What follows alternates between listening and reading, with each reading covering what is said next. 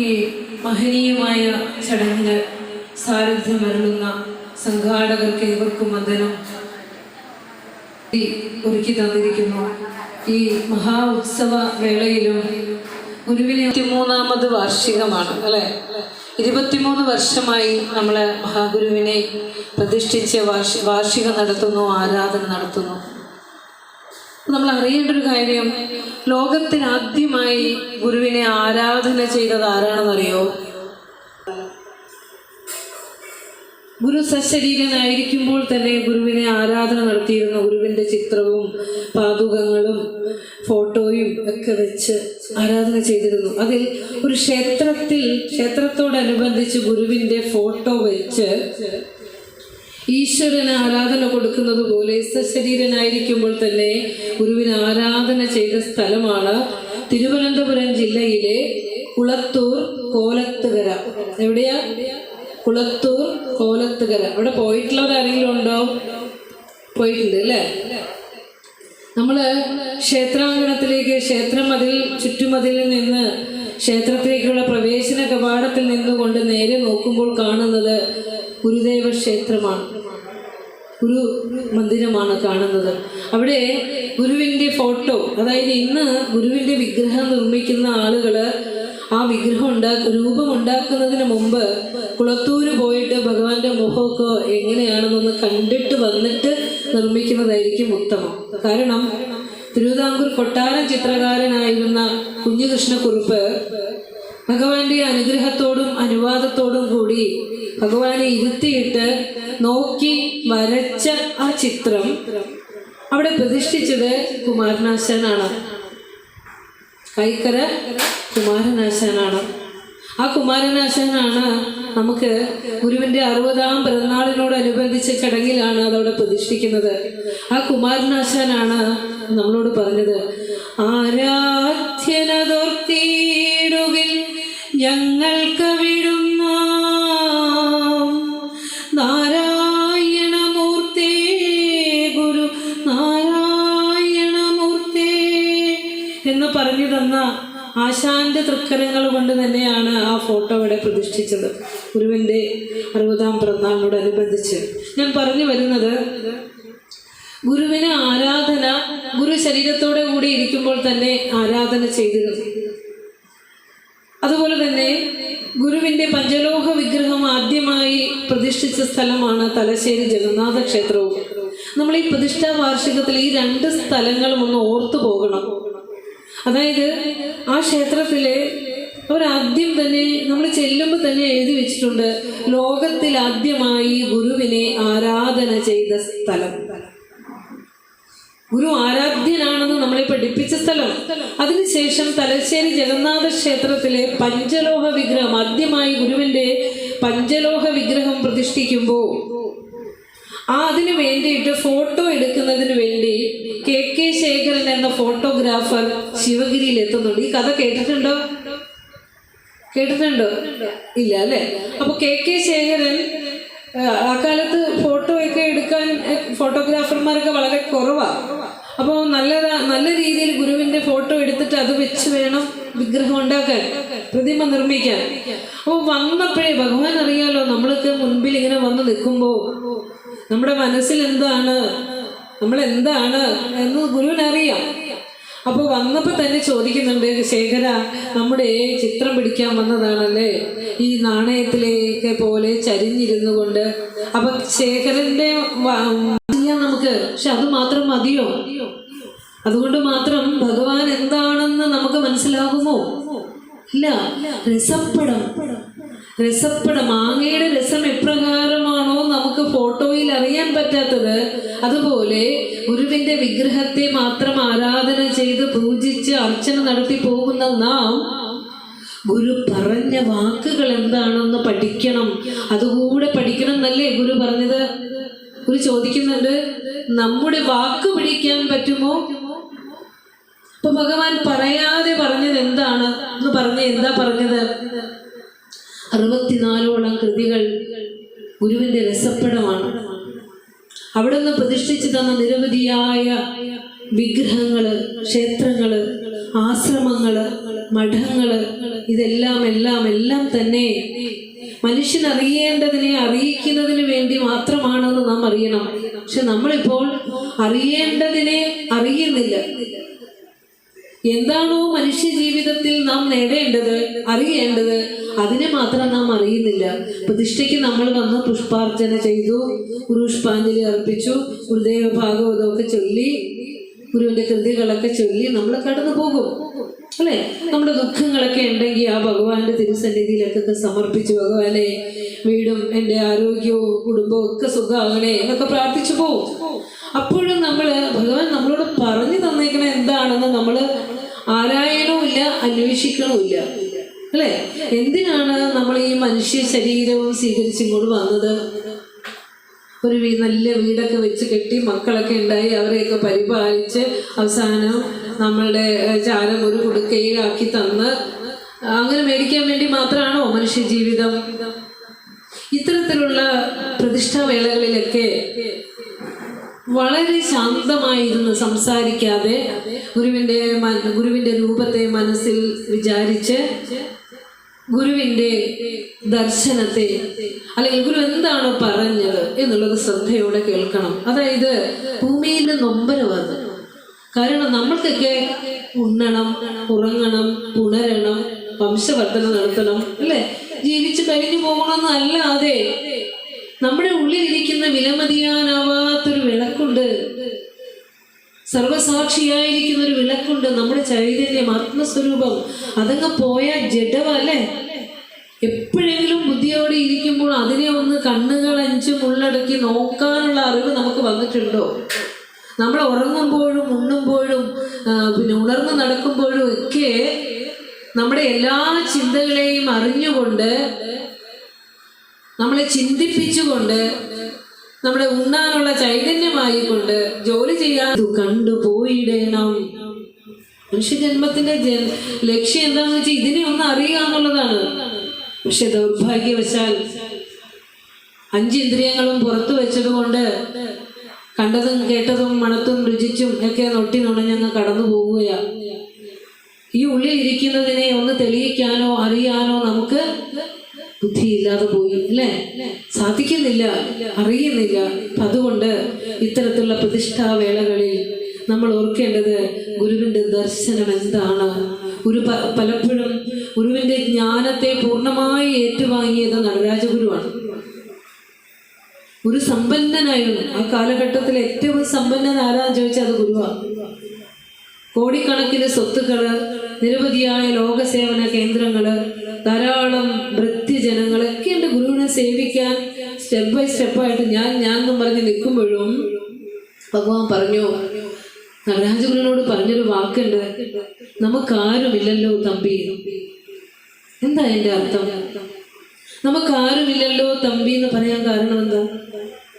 ഗുരുവിനെ പൂജിക്കാനും പ്രാർത്ഥിക്കാനും ആരാധന ചെയ്യാനും ഒക്കെ ധാരാളം ആളുകളുണ്ട്. പക്ഷേ അവിടെ നിന്ന് പറഞ്ഞതിനെ നെഞ്ചിലേറ്റാനും അത് ഉൾക്കൊണ്ട് ജീവിക്കാനും അതറിയുന്നവരും വളരെ കുറവാണ്. അതാണ് ഗുരു പറഞ്ഞത്. അപ്പൊ പറഞ്ഞു വന്നത് 60കളൊക്കെയും പരമമായ സത്യത്തെ അറിയുന്നതിനുള്ള മാർഗങ്ങളാണ്. നമുക്കറിയാം, വളരെ സങ്കടത്തോടു കൂടിയാണ് ഇന്ന് പ്രഭാതം പുലർന്നത്, അല്ലേ? നമ്മുടെയൊക്കെ പത്രങ്ങളിൽ ഞെട്ടിക്കുന്ന വാർത്തയുമായിട്ട് നമ്മൾ 29 പേരുടെ കൊലപാതകവും, അല്ലെ, കൂട്ടക്കൊല വാർത്ത വായിച്ചുകൊണ്ടാണ് നമ്മൾ ഇന്ന് പ്രഭാതം ഉണർന്നത്. ഇന്നലെ രാത്രി മുതൽ നമ്മൾ അറിഞ്ഞു തുടങ്ങിയതാണ്. അതായത് കലികാലത്തിലൂടെ നമ്മൾ കടന്നു പോകുന്നത്. കലികാലത്തിന്റെ കാലലീലകള് മുൻകൂട്ടി തന്നെ പ്രവചിച്ച ഋഷീശ്വരനാണ് ഗുരു. ഇത് കലികാലത്തിൽ എന്തെല്ലാമാണ്, ഈ ലോകം എങ്ങനെയൊക്കെയാണ് സഞ്ചരിക്കുന്നത് എന്ന് മുൻകൂട്ടി ഗുരുവിന്റെ കൃതികളിലൂടെ ഗുരു നമുക്ക് പറഞ്ഞു തന്നിട്ടുണ്ട്. നമ്മൾ കാണുന്നതാണല്ലോ ഇന്ന് ലോകം. അതായത് കാട്ടിൽ ജീവിക്കുന്ന വന്യമൃഗങ്ങൾ പോലും ആ കാട് വിട്ട് നാട്ടിലേക്ക് ഇറങ്ങി വന്ന് സ്വയം കൊല്ലപ്പെടുകയും മറ്റുള്ളവർക്ക് ഉപദ്രവം ഉണ്ടാക്കുന്നു. നമ്മൾ ജീവിക്കുന്ന ഭൂമി പോലും ഏറ്റവും സുരക്ഷിതമെന്ന് കരുതി നമ്മൾ ജീവിക്കുന്ന ഭൂമി, വയനാട്ടിലെ ചൂരൽമലയിലൊക്കെ പ്രഭാതത്തിൽ ഉണർന്നപ്പോൾ ഭൂമിയില്ല, എല്ലാം സ്വപ്നതുല്യമെന്നല്ലാതെ ഒന്നും പറയാനില്ല അല്ലെ. നമ്മളിങ്ങനെ ചേർത്ത് പിടിച്ചേക്കുവാ ഈയാമ്പാറ്റ കണക്ക്. ഔദുംബരത്തിൻ മശകത്തിനു തോന്നും അതിൽ മീതേ കഥാപി സുഖമില്ലെന്നു തപ്പരിജു ചേതോ വിമോഹിനിമയക്കായികമായതവ ദേഹോഹമെന്നിവയിൽ നാരായണായ നമ. ഒരു അത്തിപ്പഴത്തിൽ ഇരുന്നു കൊണ്ട് അത്തിപ്പഴം തിന്നുകൊണ്ടിരിക്കുന്ന പുഴു വിചാരിക്കും, നമ്മളൊക്കെ ആ പുഴുക്കളാ, പുഴു വിചാരിക്കും ആ എന്ത് സുഖം, ഈ ജീവിതം എത്ര സുഖ, ഇവിടെ നിറയെ ആഹാരമുണ്ട്, ഇരിക്കാൻ ഇരിപ്പിടമുണ്ട്. പക്ഷെ ആ പുഴു അറിയുന്നില്ല അനുനിമിഷം താൻ ഇരിക്കുന്ന പഴം ജീർണിച്ചുകൊണ്ടിരിക്കുകയാണെന്നും ആ പഴത്തോടു കൂടി താനും നശിക്കുമെന്ന് അത് ചിന്തിക്കുന്നില്ല. അതുപോലെ നമ്മളുടെ ഈ ശരീരവും അനുനിമിഷം ചലിച്ച് പരിണമിച്ച് മാറിക്കൊണ്ടിരിക്കുന്നു. ശരീരമെന്ന് പറഞ്ഞാൽ തന്നെ മരണം എന്നർത്ഥം. പക്ഷെ നമ്മൾ ഇരിക്കുന്നത്ര കാലം അല്ലേ, ഒരിക്കലും ഞാൻ മരിക്കില്ല, ബാക്കിയുള്ളവരൊക്കെ മരിക്കുന്ന നമ്മുടെ വിചാരം അല്ലേ.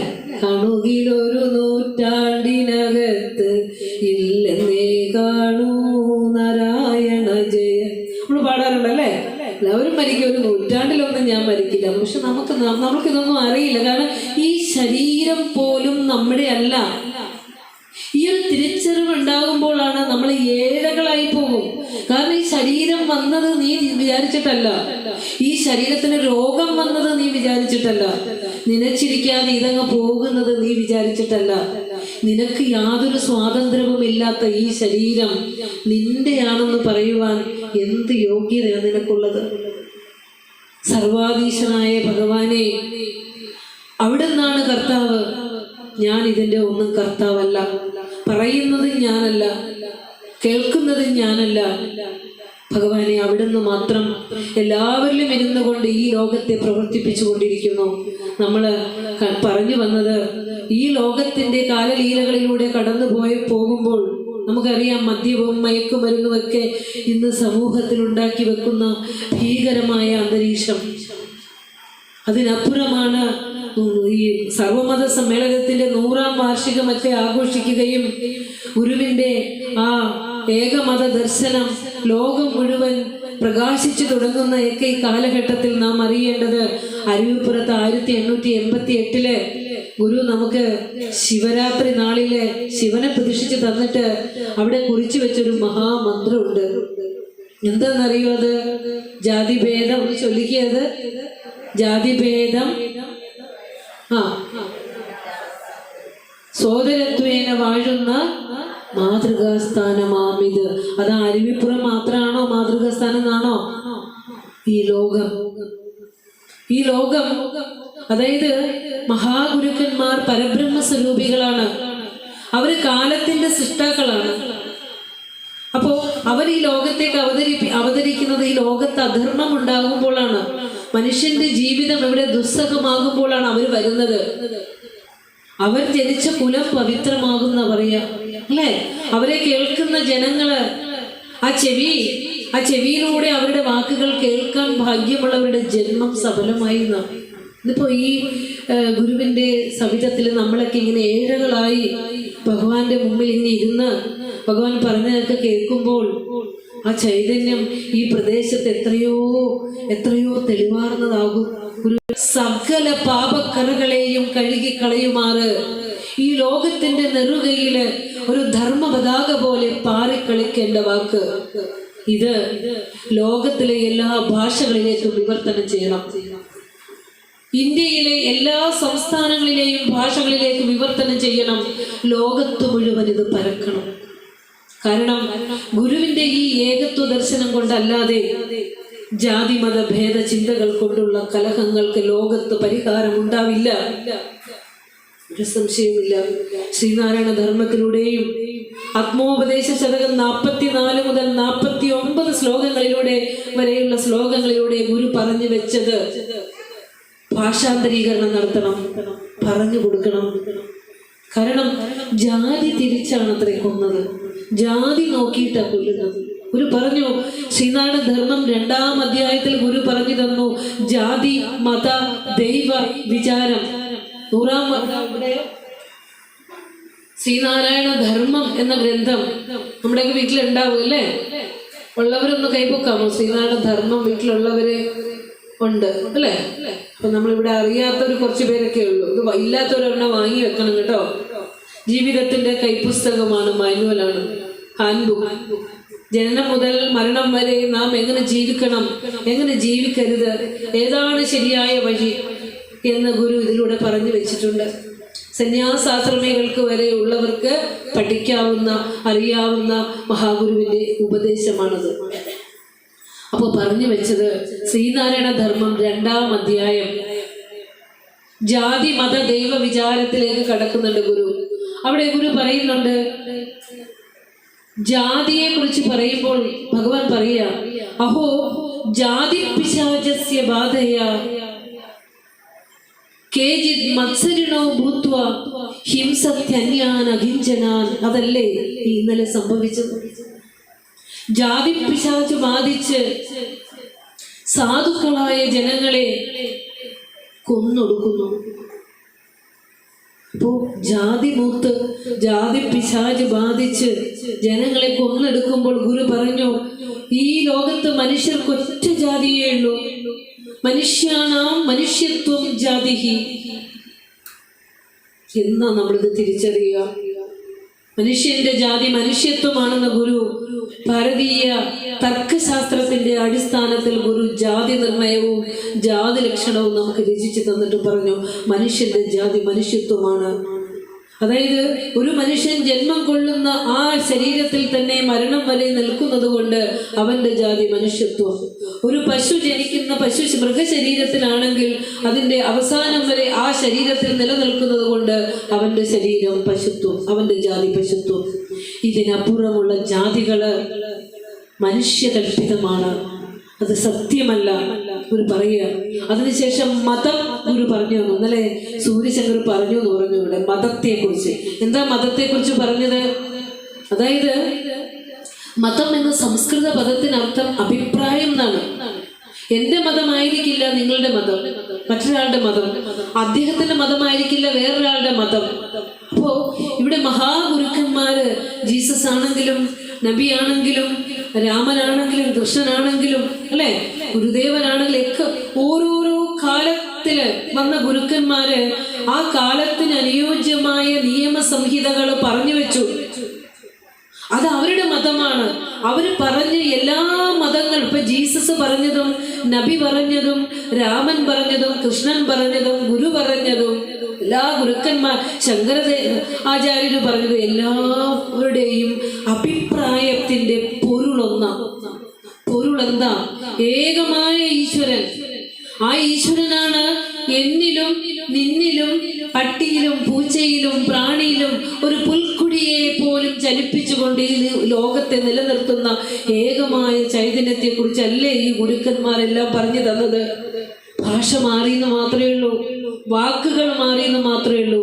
അതാ ഗുരു ശ്രീനാരായണ ധർമ്മത്തിൽ പറയുന്നു അഭിപ്രായോ മതം നാമ മഹതാം തത്വവേദിനാം. തത്വവേദികളായ മഹാഗുരുക്കന്മാർ ഓരോ കാലഘട്ടത്തിൽ പറഞ്ഞ അഭിപ്രായങ്ങളാണ് മതം എന്ന് ഗുരു പറഞ്ഞു. എത്രയോ അർത്ഥമാറ്റം സംഭവിച്ചു പോകുന്നു.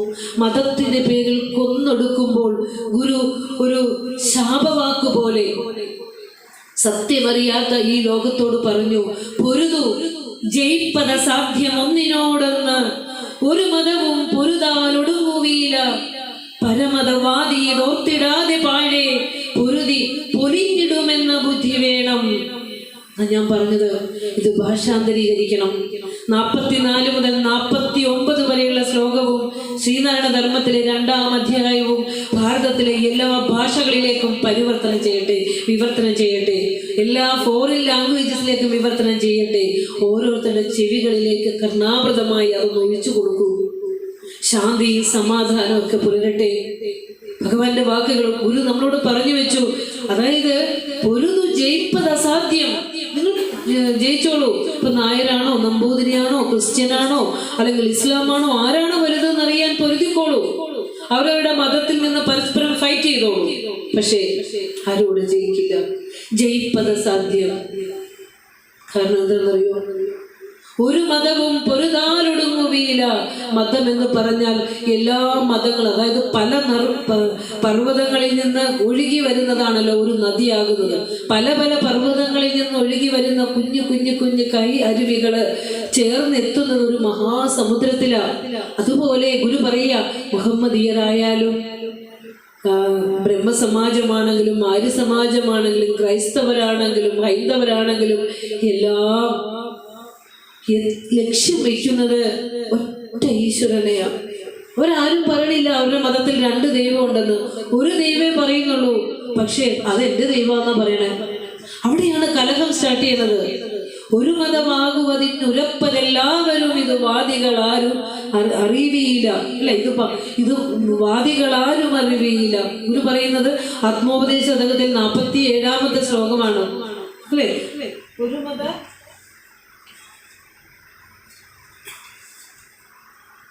ആകുവതിനുരപ്പതെല്ലാവരും ഇത് വാദികളാരും ഓർക്കുകയില്ല.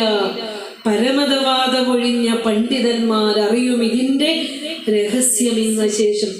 ഈ ഒരു ശ്ലോകം മതിയല്ല.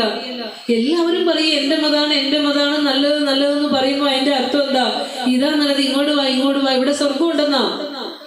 പക്ഷേ ഇവരെല്ലാവരും പറയുന്ന ഏകമതം എന്റെയാണെന്ന് പറയുമ്പോൾ ഗുരു പറയുകയാണ് ഇവിടെ, അതായത് പരമതവാദമൊഴിഞ്ഞ ഗുരു, എല്ലാ മതങ്ങളുടെയും സത്ത ഒന്നാണെന്ന് അറിഞ്ഞ ഗുരു പറയുകയാണ്, ഇതിന്റെ രഹസ്യം ഉണ്ടല്ലോ, മതത്തിന്റെ രഹസ്യം മതപണ്ഡിതന്മാരാരും അറിയുന്നില്ല. കാരണം ഏകമായ ആത്മാവിനെയാണ് എല്ലാവരും പറയുന്നതെങ്കിൽ, എല്ലാ മതങ്ങളുടെയും ലക്ഷ്യം വയ്ക്കുന്നത് ആത്മസുഖമാണെങ്കിൽ, ആത്മമതം എന്ന ഒറ്റ മതമേ ഉള്ളൂ. ഗുരു പറയുക, ഒറ്റ മതമേ ഉള്ളൂ, ആത്മമതം. എല്ലാവരും സുഖമല്ലേ ഇവിടെ ആഗ്രഹിക്കുന്നത്? നിങ്ങൾക്ക് ഭഗവാന്റെ മുമ്പിൽ വരുമ്പോൾ ഇത്തിരി സുഖം കിട്ടുന്നുണ്ടെങ്കിൽ, ഭഗവാനെ കേൾക്കുമ്പോൾ ഇത്തിരിയൊക്കെ മനസ്സിന് ആനന്ദം കിട്ടുന്നുണ്ടല്ലേ നമ്മളിവിടെ വന്നത്. അപ്പൊ സുഖം ഇരിക്കുന്നത് ഉള്ളിലല്ലേ? എല്ലാ മതങ്ങളും ആഗ്രഹിക്കുന്നത് ഈ സുഖമല്ലേ? സുഖം ആത്മനിഷ്ഠമല്ലേ? അപ്പൊ ആത്മമതമല്ലേ ഒറ്റ മതം ഉള്ളത് അല്ലേ? ഇതറിയാതെ ജാതിയുടെയും മതത്തിന്റെയും പേരിൽ പരസ്പരം പോരടിച്ച് പൊരുതി മരിക്കുമ്പോൾ ഗുരു പറയുക, പല മതസാരവും ഏകമെന്നു പാരാതെ ഉലകിലൊരാനയിൽ അന്ധനെന്ന പോലെ പലവിധ യുക്തി പറഞ്ഞു പാമരന്മാർ അലവതു കണ്ടലയാതമർന്നിടേണം. ഈ വാക്കുകള് നമ്മുടെയൊക്കെ കണ്ണുകളെ ഈറനണിയിച്ചുകൊണ്ട് കടന്നു പോകുന്ന വാക്കുകളാണ്. ഇപ്പോഴും ഈ ശ്ലോകങ്ങളൊക്കെ ചൊല്ലുമ്പോൾ ഓർത്തു പോകും, ഭഗവാനെ, ഇത് ഓരോരുത്തരുടെയൊക്കെ ഹൃദയങ്ങളിലേക്ക് ഈ ശ്ലോകത്തിന്റെ ആശയം ഒന്ന് എത്തിയിരുന്നെങ്കിൽ, ഗുരു പറഞ്ഞു വെച്ചത് ഒന്ന് ആ ഹൃദയത്തിന് തെളിവാർന്ന് ഇരുന്നെങ്കിൽ, എത്രയോ ആളുകളുടെ ആ മൃതശരീരങ്ങൾ ഇവിടെ വീഴില്ലായിരുന്നു അല്ലെ? ഗുരു തന്നിൽ നിന്ന് അന്യമല്ലാതെ സകലതിനെയും കണ്ട ഋഷീശ്വരനാണ്. ഗുരു നമ്മളെ എല്ലാവരെയും കണ്ടത് ഗുരുവായിട്ട് തന്നെയാ. ഒരു ഉറുമ്പിനെ കണ്ടതും തന്നിൽ നിന്ന് അന്യമല്ലാതെയാണ്. അതാണ് ഗുരു പറഞ്ഞത്, എന്താ പറയാ, ഒരു പീഡ എറുമ്പിനും വരുത്തരുത് എന്ന് പറയാൻ കാരണം എന്താ? സകലരും ഒരേ ആത്മസ്വരൂപത്തിന്റെ ഭാവപ്രകടനങ്ങളായിട്ടാണ് പരമഗുരു ഈ ലോകത്ത് കണ്ടത്. അതുകൊണ്ടാണ് ഗുരുവിന് ഇത്ര അനുകമ്പം. ഒരു കുഞ്ഞുറുമ്പിനെ പോലും ഒരു പീഡനവും ഏൽക്കരുതേ എന്ന് പറയുന്നത്. കള്ളനായെങ്കിലും കൊലപാതകിയാണെങ്കിലും ഗുരുവിന്റെ അടുത്ത് ചെല്ലുമ്പോൾ ഗുരു ചേർത്ത് നിർത്തും. അവർക്ക് ഗുരുവിനെ ഗുരുവിന് അവരെ ഇഷ്ടമായിക്കൊള്ളട്ടെ, ഒന്നും അറിയില്ലാത്തൊരു പാമരനായിക്കൊള്ളട്ടെ, പക്ഷേ സർവലോകാനുരൂപനായ ഗുരുവിനെ എല്ലാവർക്കും ഇഷ്ടമാണ്. ഗുരുവിനെ എല്ലാവർക്കും ഇഷ്ടമാണ്. അതിന്റെ തത്വം എന്താ? അവനിവനെന്ന് അറിയുന്നതൊക്കെ ഓർത്താൽ അവനിൽ ആദിമമായ ഒരു ആത്മരൂപം എന്ന തത്വത്തെ സ്വരൂപമായി സാക്ഷാത്കരിച്ചത് കൊണ്ടാണ് ഗുരു എല്ലാവരെയും ചേർത്ത് വെച്ചത്. എല്ലാ മതങ്ങളെയും ചേർത്ത് വെച്ചില്ലേ ഗുരു? ഇതുപോലൊരു ലോക ഗുരുവിനെ പഠിക്കാനും ആരാധന ചെയ്യാനൊക്കെ ഭാഗ്യം സിദ്ധിച്ച പുണ്യാത്മാക്കളാണ് നമ്മള് അല്ലേ? എല്ലാവരെയും ചേർത്ത് വെച്ചു. ജീസസ് പറഞ്ഞത് ശരിയാണ്, നബി പറഞ്ഞത് ശരിയാണ്, ആചാര്യസ്വാമികളെ ഗുരുവായിട്ട് വെച്ചു, പുരാണ ഇതിഹാസങ്ങളിലെ മഹാന്മാരെ എല്ലാം ചേർത്ത് വെച്ചു. നമ്മുടെ തൊട്ടടുത്ത സംസ്ഥാനമായ തമിഴ്നാട്ടിലെ ശൈവ സിദ്ധന്മാരെ കൂടി എല്ലാവരെയും ചേർത്ത് വെച്ചുകൊണ്ട് എല്ലാവരും പറഞ്ഞത് ഒരേ സത്യം, കലഹിക്കണ്ട ഒരു പറയുകയാണ് അല്ലേ. അപ്പൊ ഒന്ന് ആലോചിച്ച് നോക്കൂ, ഈ ഏകതയെ പറഞ്ഞു തന്ന മഹാഗുരുക്കന്മാരൊക്കെ ഉണ്ടായിട്ടും നമ്മൾ ഇതൊന്നും പഠിക്കാതെ അല്ലെ വെറും ഇയ്യാമ്പാറ്റകളെ കണക്ക് ജീവിച്ചു പോകുന്നവരാണ് നാം. അന്ധവിശ്വാസങ്ങളിലേക്ക് കടത്തിവിടുന്ന ഒന്നാണ് ഭക്തി, ഈശ്വര ഭക്തി. എന്താണ് ഭക്തി എന്ന് ചോദിച്ചാൽ നമുക്ക് ഇഷ്ടംപോലെ ദൈവങ്ങളുണ്ട്. നമ്മുടെ പൂജാമുറിയില് കുറേ ദൈവങ്ങൾ ഉണ്ടാവും അല്ലേ. ഗുരു നമുക്ക് കുറേ വിഗ്രഹങ്ങൾ പ്രതിഷ്ഠിച്ചു തന്നു. അരുവിപ്പുറത്ത് ശിവനെ പ്രതിഷ്ഠിച്ചപ്പോൾ തുടങ്ങിയ വിഗ്രഹ പ്രതിഷ്ഠ ഓരോ നാട്ടിലും ചെല്ലുമ്പോൾ ഓരോ ആളുകൾ പറയുന്ന അനുസരിച്ച് ധാരാളം വിഗ്രഹങ്ങൾ പ്രതിഷ്ഠിച്ചു തന്നു. ആരും ചോദിച്ചില്ല. ഒരു ജാതി, ഒരു മതം, ഒരു ദൈവം, മനുഷ്യൻ എന്ന് പറഞ്ഞിട്ട് എന്തിനാ ഗുരു പല ദൈവത്തെ തന്നത് എന്ന് ആരും ചോദിച്ചോ? നമ്മൾ ചോദിച്ചോ? നമുക്ക് അറിയാൻ വേണ്ട അല്ലേ. എങ്ങനെയെങ്കിലും കിട്ടിയ ശരീരം ഒന്ന് കടത്തി പോവുക അല്ലെ, ഒന്നും ചോദിക്കണ്ട. ചോദിക്കണം എന്നാ ഗുരുവൻ. നാരായണം അന്വേഷിക്കണം. ഗുരുവിനെ പോലും യുക്തി ചിന്ത ചെയ്ത് നിങ്ങൾ വിശ്വസിച്ചാൽ മതി. അപ്പോ ഗുരു എന്തിനാ പലതിനെ തന്നേ? ഓരോ സ്ഥലത്ത് ചെല്ലുമ്പോഴും ഓരോരുത്തർ ആവശ്യപ്പെടും, ഞങ്ങൾക്ക് ശിവനെ മതി, സുബ്രഹ്മണ്യനെ മതി അല്ലെ, ഗണപതിയെ മതി, ദേവിയെ മതി എന്നൊക്കെ പറയുന്ന അനുസരിച്ച് ഗുരു വയ്ക്കും, പ്രതിഷ്ഠിച്ചു കൊടുക്കും. പക്ഷേ പോകെ പോകെ വിഗ്രഹ പ്രതിഷ്ഠകൾ ഗുരു നടത്തി കൊടുക്കുമ്പോൾ ഗുരുവിനൊരു സങ്കല്പമുണ്ട്. എന്താണെന്നറിയോ? എല്ലാ വിഗ്രഹങ്ങളും ഏകമായ പരമ്പൊരുളിന്റെ പ്രതീകമായിട്ടാണ് ഗുരു വയ്ക്കുന്നത്. ഒരേ ഒരു ഈശ്വരനെ ഒരു രൂപത്തിൽ തരുമ്പോഴും നീ രൂപത്തിനപ്പുറമുള്ള ദൈവത്തെ കാണണമെന്ന് പറഞ്ഞാണ് കൊടുക്കുന്നത് അവിടെ. പക്ഷെ നമ്മളിപ്പോഴും രൂപത്തിൽ കുടുങ്ങി കിടക്കുക. നമ്മൾ വിചാരിക്കുന്നത് എന്താണെന്നറിയോ? നമ്മൾ ഇക്കണ്ടത് മുഴുവനും, ഈ ജീവിതം മുഴുവനും ചോദിച്ച് മേടിച്ചിരിക്കുന്നതാണ് ഭഗവാനോട്. സത്യമല്ലേ? അങ്ങനെയല്ലേ? രൂപമില്ല. ഈശ്വരൻ കണ്ണില്ലാതെ കാണുകയും മൂക്കില്ലാതെ ശ്വസിക്കുകയും അല്ലേ, അതുപോലെ തന്നെ ചെവിയില്ലാതെ കേൾക്കുകയും നാവില്ലാതെ രുചിക്കുകയും ത്വക്കില്ലാതെ സ്പർശിക്കുകയും ഒക്കെ ചെയ്യുന്ന ചിത് സ്വരൂപനാണ്, ബോധസ്വരൂപനാണ്. ആ ഈശ്വരനെ ഒരു രൂപത്തിൽ തന്നത് എന്തിനാണെന്ന് ഒരു കോമൺ സെൻസ് ഉള്ളവർക്ക് മനസ്സിലാവും. രൂപം നമ്മൾ നൂറ്റാണ്ടുകളായി, ജന്മാന്തരങ്ങളായി വിഗ്രഹങ്ങളെ ആരാധന ചെയ്ത് കടന്നു വന്ന ഒരു ജനസമൂഹത്തിന് ഇതൊന്നും പറഞ്ഞാൽ മനസ്സിലാവില്ല. അപ്പൊ ഗുരു അവിടെ രൂപത്തെ വെച്ച് എന്നിട്ട് പറഞ്ഞു, ഈ രൂപത്തിനപ്പുറം നീ പോണം. ആലസ്യമൊഴിച്ച പരബോധം വരണം ശ്രീ കോലത്തുകര കോവിലിൽ വാഴും പരമേശൻ. ശിവനെ പ്രതിഷ്ഠിച്ചിട്ട് എന്താ പറഞ്ഞേ? ഈ രൂപത്തിനപ്പുറം പോണം കേട്ടോ. പരബ്രഹ്മത്തിന് രൂപമൊന്നുമില്ല. പക്ഷെ രൂപമില്ലാത്ത ഈശ്വരനെ പ്രാർത്ഥിക്കാൻ നിന്റെ മനസ്സിന് അല്ലെങ്കിൽ നിന്റെ ബുദ്ധിക്ക് അറിവില്ലാത്തത് കൊണ്ട് ഒരു രൂപത്തെ തന്നിരിക്കുന്നു. ഇതല്ല ഈശ്വരൻ, ഇതിനപ്പുറം നീ പോണെന്ന് പറഞ്ഞു. കെട്ടി ആ കുറ്റിയുടെ ചുവട്ടിൽ നിന്ന് നമ്മൾ പോയിട്ടില്ല. ആ കുറ്റിയുടെ അടുത്തേക്ക് പോലും നമ്മൾ പോയിട്ടില്ല അല്ലേ.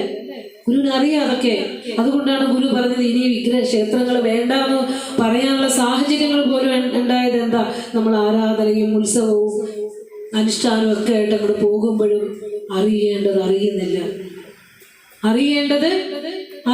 ഈശ്വരൻ ഇരിക്കുന്നത് അവനവന്റെ ഉള്ളിലാണെന്ന് എത്രയോ വാക്കുകളിലൂടെ ഭഗവാൻ നമ്മളോട് പറഞ്ഞു തന്നു.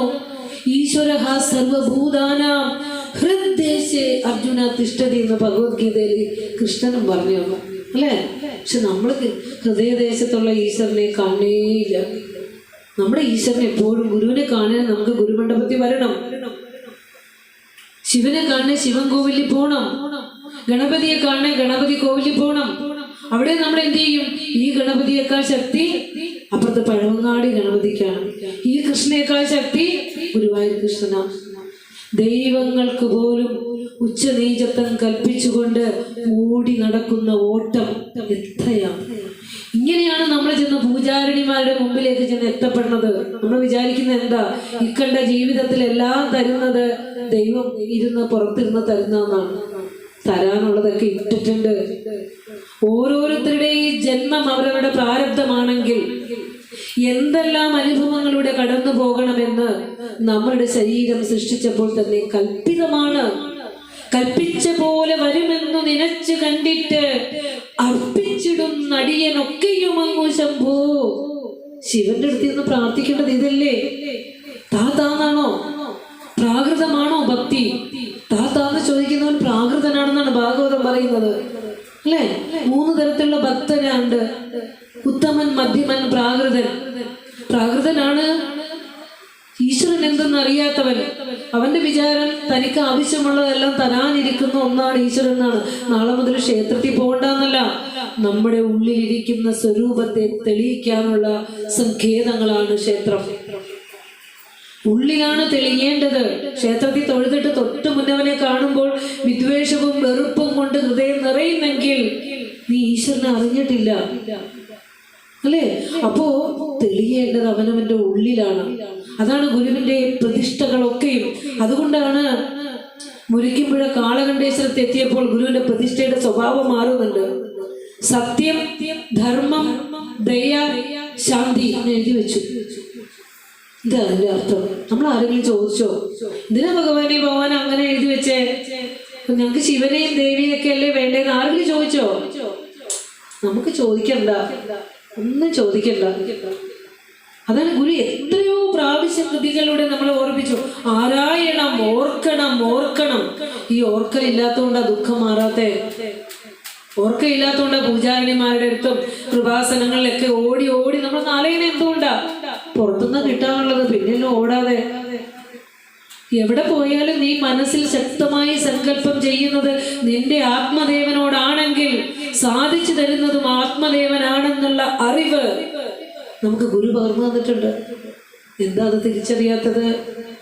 എന്താ തിരിച്ചറിയാത്തത്? ഈ വർഷം ഗുരുവിന്റെ പ്രതിഷ്ഠാവാർഷികം കഴിയുമ്പോൾ വീടുകളിലേക്ക് തിരിച്ചു പോകുമ്പോൾ ആ ഹൃദയത്തിൽ ഗുരുവിനെ ഏറ്റിക്കൊണ്ടുപോകും. ഗുരുവിനെ ഹൃദയത്തിലേക്കുക, അത് വീട്ടിൽ പ്രതിഷ്ഠിക്കുക, സദാ ഗുരുവിനെ ചിന്തിക്കുക. എന്ത് ചെയ്യുമ്പോഴും ഭഗവാനെ ഓർത്തുകൊണ്ടൊരു ദിവസം തുടക്കം കുറിക്കുക. ദുഃഖം വരുമ്പോൾ ഭഗവാന്റെ പ്രാർത്ഥനകളെടുത്ത് നാമം തുമ്പിൽ ഇട്ടു കൊടുക്കുക, അല്ലെ? നാവിന്നു നിന്റെ തിരുനാമമൊന്ന് എടുത്ത് ഉരച്ചു കേവുന്നതിനെളുതിലും അരുളിയിടുന്നേ എന്ന് പറഞ്ഞ ഗുരു ഇന്ദ്രിയ വൈരാഗ്യത്തിൽ പറയുന്നുണ്ട്. അതായത് നാവിന്നു നിന്റെ തിരുനാമമൊന്ന് എടുത്ത് ഉരയ്ക്കുന്നതിന് എളുപ്പമായ ഒന്ന് നീ എനിക്കും കൂടെ പറഞ്ഞതാ. കാരണം എൻ്റെ ഈ ശരീരത്തിന്റെ ജീവൻ വിടുമ്പോൾ എനിക്ക് ഞാൻ ഈ നേടിക്കൂട്ടി വെച്ചതൊന്നുമല്ല എനിക്ക് എൻ്റെ സമാധാനപരമായ ജീവിതയാത്രയിൽ സഹായിക്കുന്നത്. ഞാൻ പഠിച്ചു വെച്ച തിരുനാമങ്ങളാണ്. ഞങ്ങളിപ്പോൾ ഇങ്ങോട്ട് വന്നപ്പോൾ മുതൽ ഇങ്ങോട്ട് ഇവിടുന്ന് ഒരു മനോഹരമായ ഭക്തിസാന്ദ്രമായ ഗുരുദേവ ഭാഗവതവും ഗുരുദേവ കൃതികളെല്ലാം കേട്ട് വളരെ പുളകിതയായിക്കൊണ്ടാണ് ഞാനിതിലെ കൂടി അങ്ങോട്ട് ക്ഷേത്രം നോക്കി അങ്ങോട്ട് പാസ് ചെയ്തത്. അപ്പൊ ഈ പ്രതിഷ്ഠാവേളയിൽ നമ്മൾ ചെയ്യേണ്ടതും അത് തന്നെയാണ്.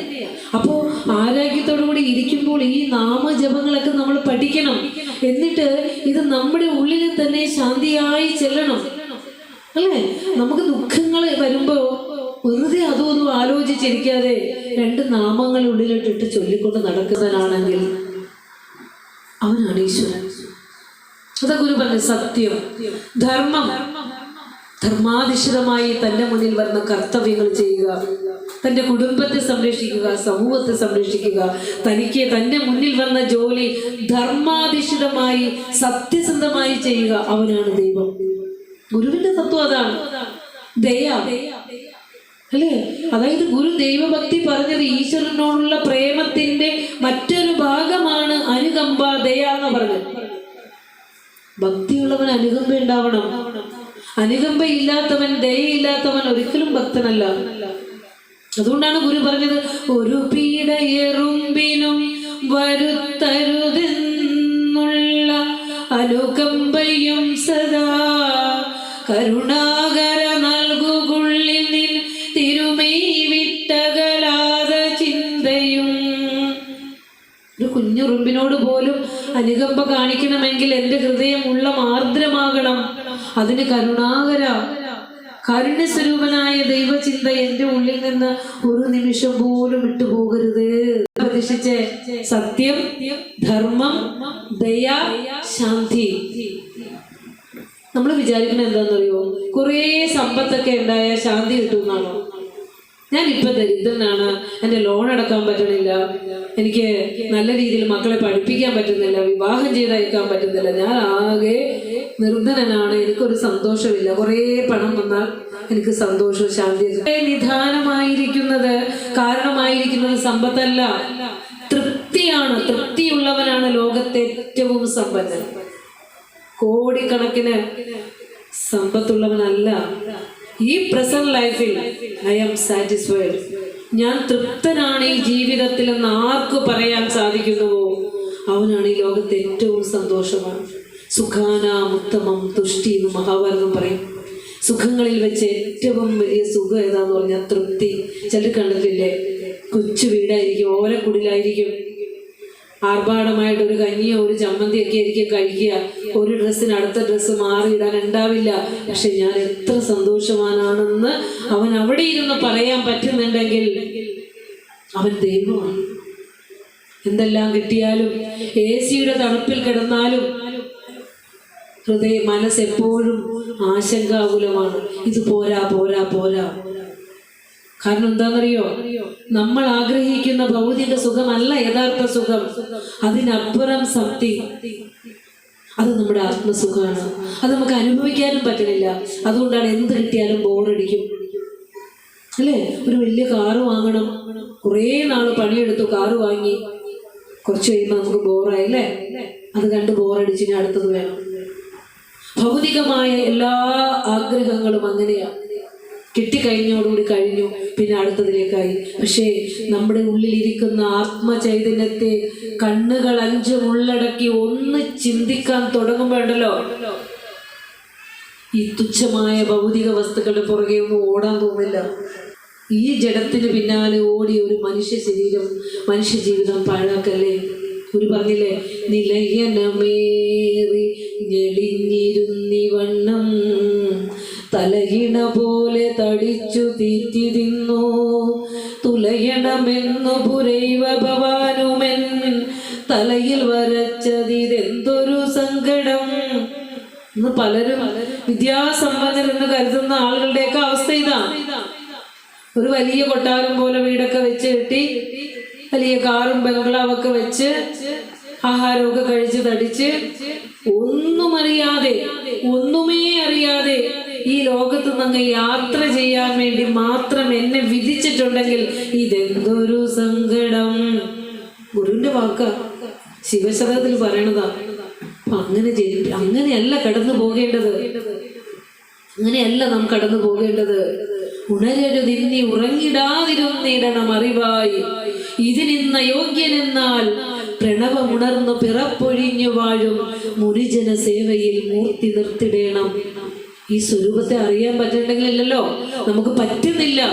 എനിക്ക് എന്നിലുള്ള ആത്മീയതയെ അറിയാൻ സാധിക്കുന്നില്ല എങ്കിൽ ഇതായിരിക്കുന്നു പരബ്രഹ്മ സ്വരൂപൻ. വന്ന് സാഷ്ടാംഗം വീഴുക, ഗുരുവേ ഒന്ന് പറഞ്ഞു തരിക അല്ലേ.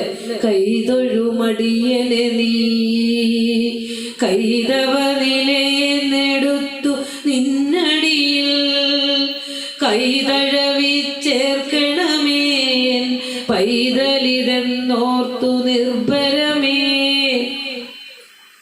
ഭഗവാനെ, ഞാൻ നിന്നിൽ ശരണാഗതി ചെയ്യുന്നു അല്ലേ.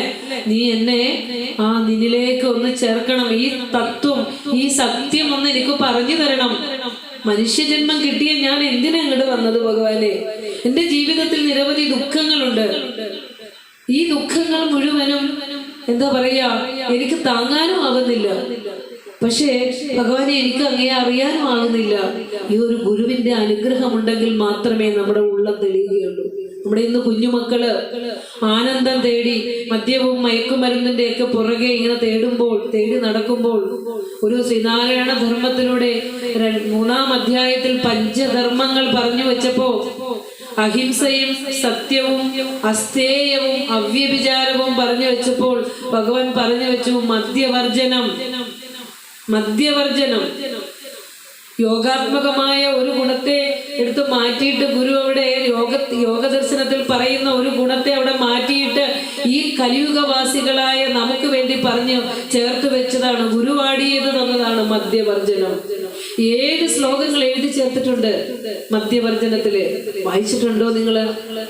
മദ്യവർജനത്തിലെ 1-ാം ശ്ലോകം എങ്ങനെയാ തുടങ്ങണേന്നറിയോ? നമുക്കറിയാം, ഇന്ന് പണ്ടൊക്കെ ഞാനൊക്കെ ഒരു 10-30 വർഷക്കാലം വിദ്യാലയത്തിൽ പഠിപ്പിച്ചത് അധ്യാപികയാണ്. ടീനേജ് പ്രായത്തിലെ കുഞ്ഞുങ്ങളെയൊക്കെയാണ് പഠിപ്പിച്ചിട്ടുള്ളത്.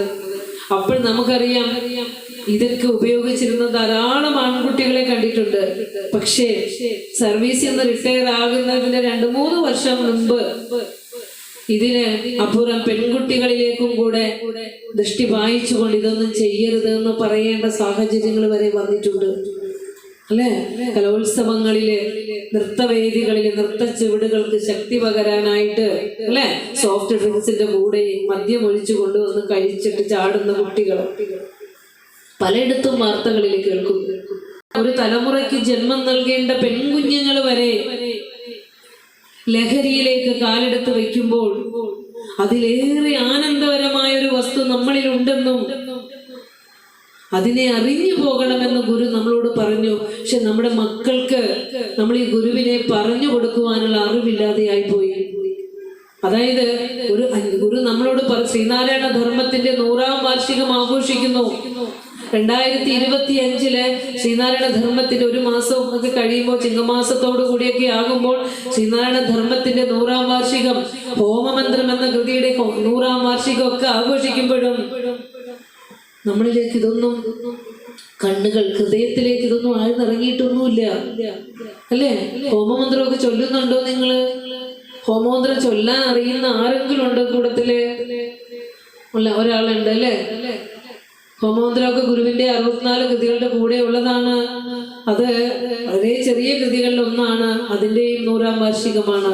അപ്പോ മദ്യവർജനത്തെ കുറിച്ച് ഗുരു പറഞ്ഞ ശ്ലോകങ്ങള് 5 വയസ്സ് വരെയുള്ള പ്രായത്തിൽ കുഞ്ഞിനെ ദേവനായി വളർത്തണം എന്നാ പറയുന്നത്. ആ അറിവ് ഒരു അമ്മയ്ക്കില്ലെങ്കിൽ ആ കുഞ്ഞിന്റെ ഗതിയും അധോഗതിയാണ്. ഒരു കുഞ്ഞിന് വിവാഹം കഴിഞ്ഞ് കുഞ്ഞ് ജനിക്കാൻ തയ്യാറാകുന്ന ദമ്പതിമാര് ഒരു കുഞ്ഞിനെ മനസ്സിൽ ആഗ്രഹിക്കുക.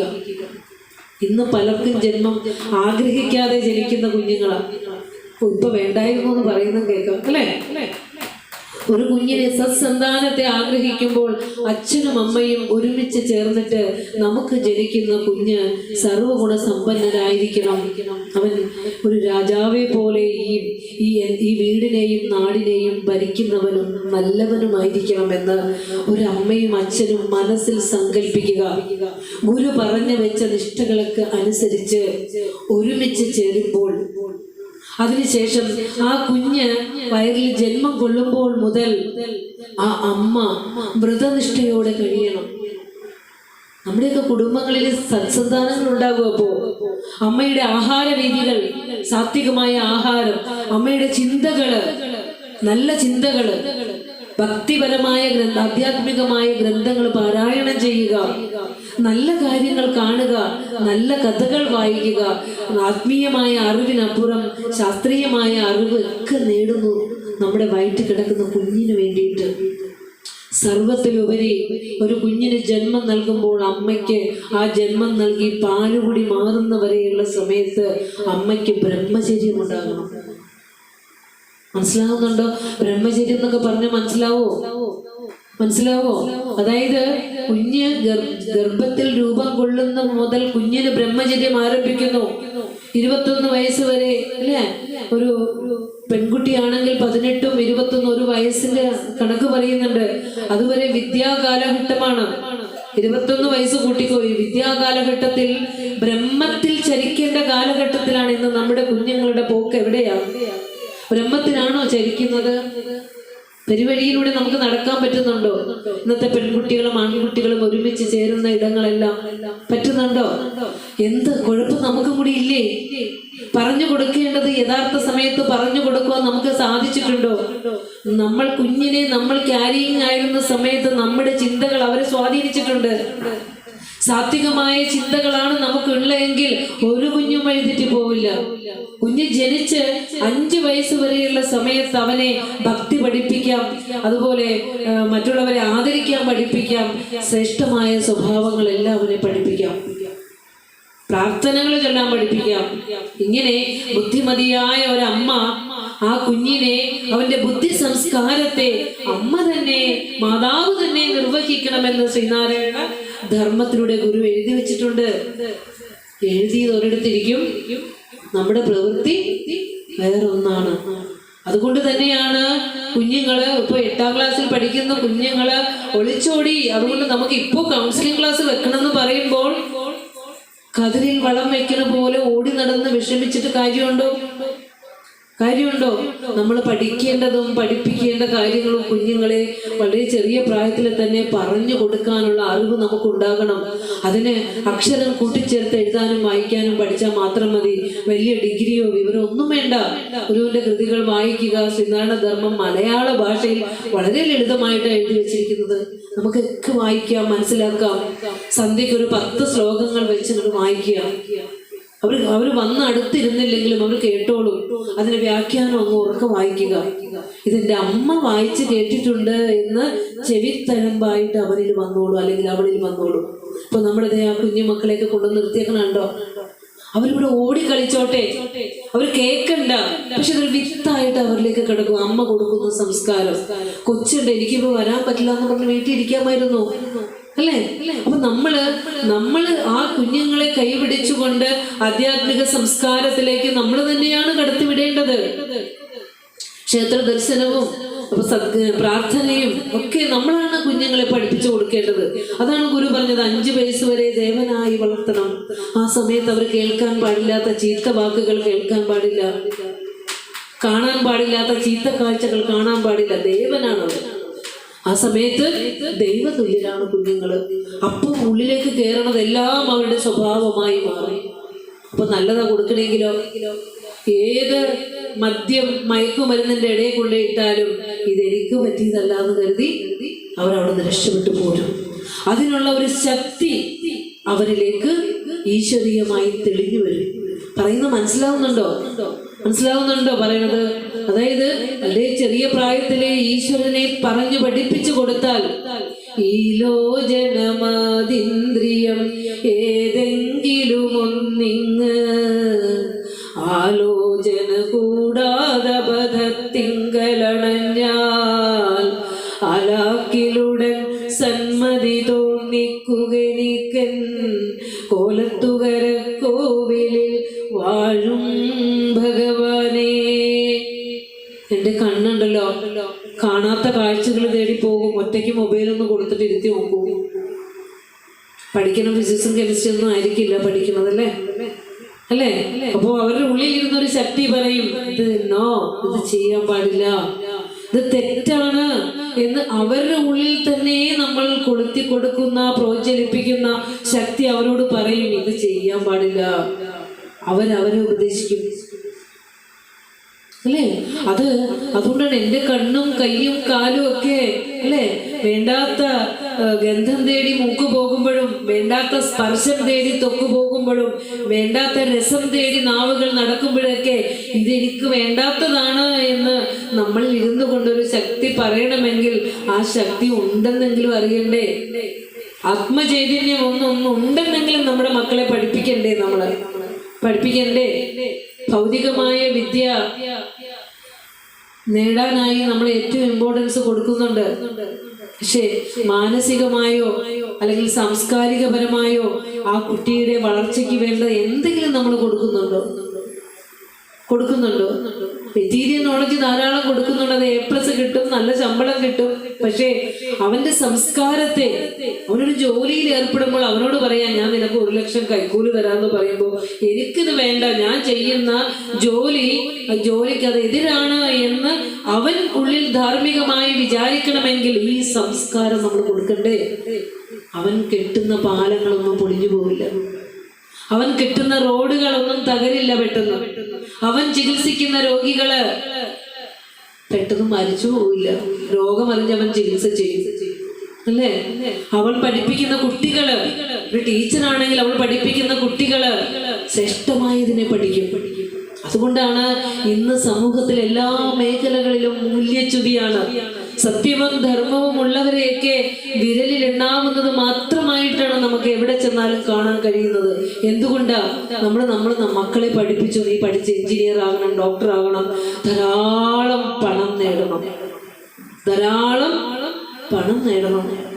എന്റെ മോനെ, നിനക്ക് ജീവിക്കാനുള്ളത് നേടിയാൽ മതി, ഇനി നല്ലൊരു മനുഷ്യനാകണം എന്ന് പറഞ്ഞു കൊടുക്കാനുള്ള അറിവ് ഈ ഗുരു നമ്മളെ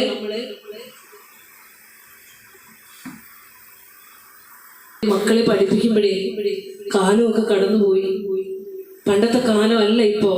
വിദ്യാലയങ്ങളിലേക്ക് നമ്മുടെ കുഞ്ഞുങ്ങളെ സുരക്ഷിതമാണെന്ന് കരുതി പറഞ്ഞു വിട്ട് ജോലി സ്ഥലങ്ങളിലേക്ക് പോയിരുന്ന ഒരു ജനതയാണ് നാം. വിദ്യാലയം സുരക്ഷിതമാണെന്ന് തോന്നുന്നുണ്ടോ? വിദ്യാലയത്തിലേക്ക് പോകുന്ന നമ്മുടെ കുഞ്ഞ് വിദ്യാലയത്തിൽ തന്നെ ഉണ്ടോ എന്ന ആശങ്കയോട് കൂടിയായിരിക്കും പല രക്ഷിതാക്കളും തിരിച്ചു വീട്ടിലേക്ക് വരുന്നത്. കാര്യങ്ങൾ ഇന്ന് ലോകത്തുണ്ട്. അതിൽ നിന്നൊക്കെ ഈ കുഞ്ഞുങ്ങളെ രക്ഷപ്പെടുത്തണമെങ്കിൽ ധാർമ്മികമായ ബോധമുണ്ടാകണം, ആത്മീയമായ അറിവ് കുഞ്ഞുങ്ങൾക്ക് പകർന്നു കൊടുക്കണം. ഇത് തെറ്റാണെന്ന് പറയാൻ ഉള്ള ശേഷിയും ക്ഷേമുഷിയും നമ്മൾ കൊടുക്കണം. അതാണ് ഗുരു പറഞ്ഞത്.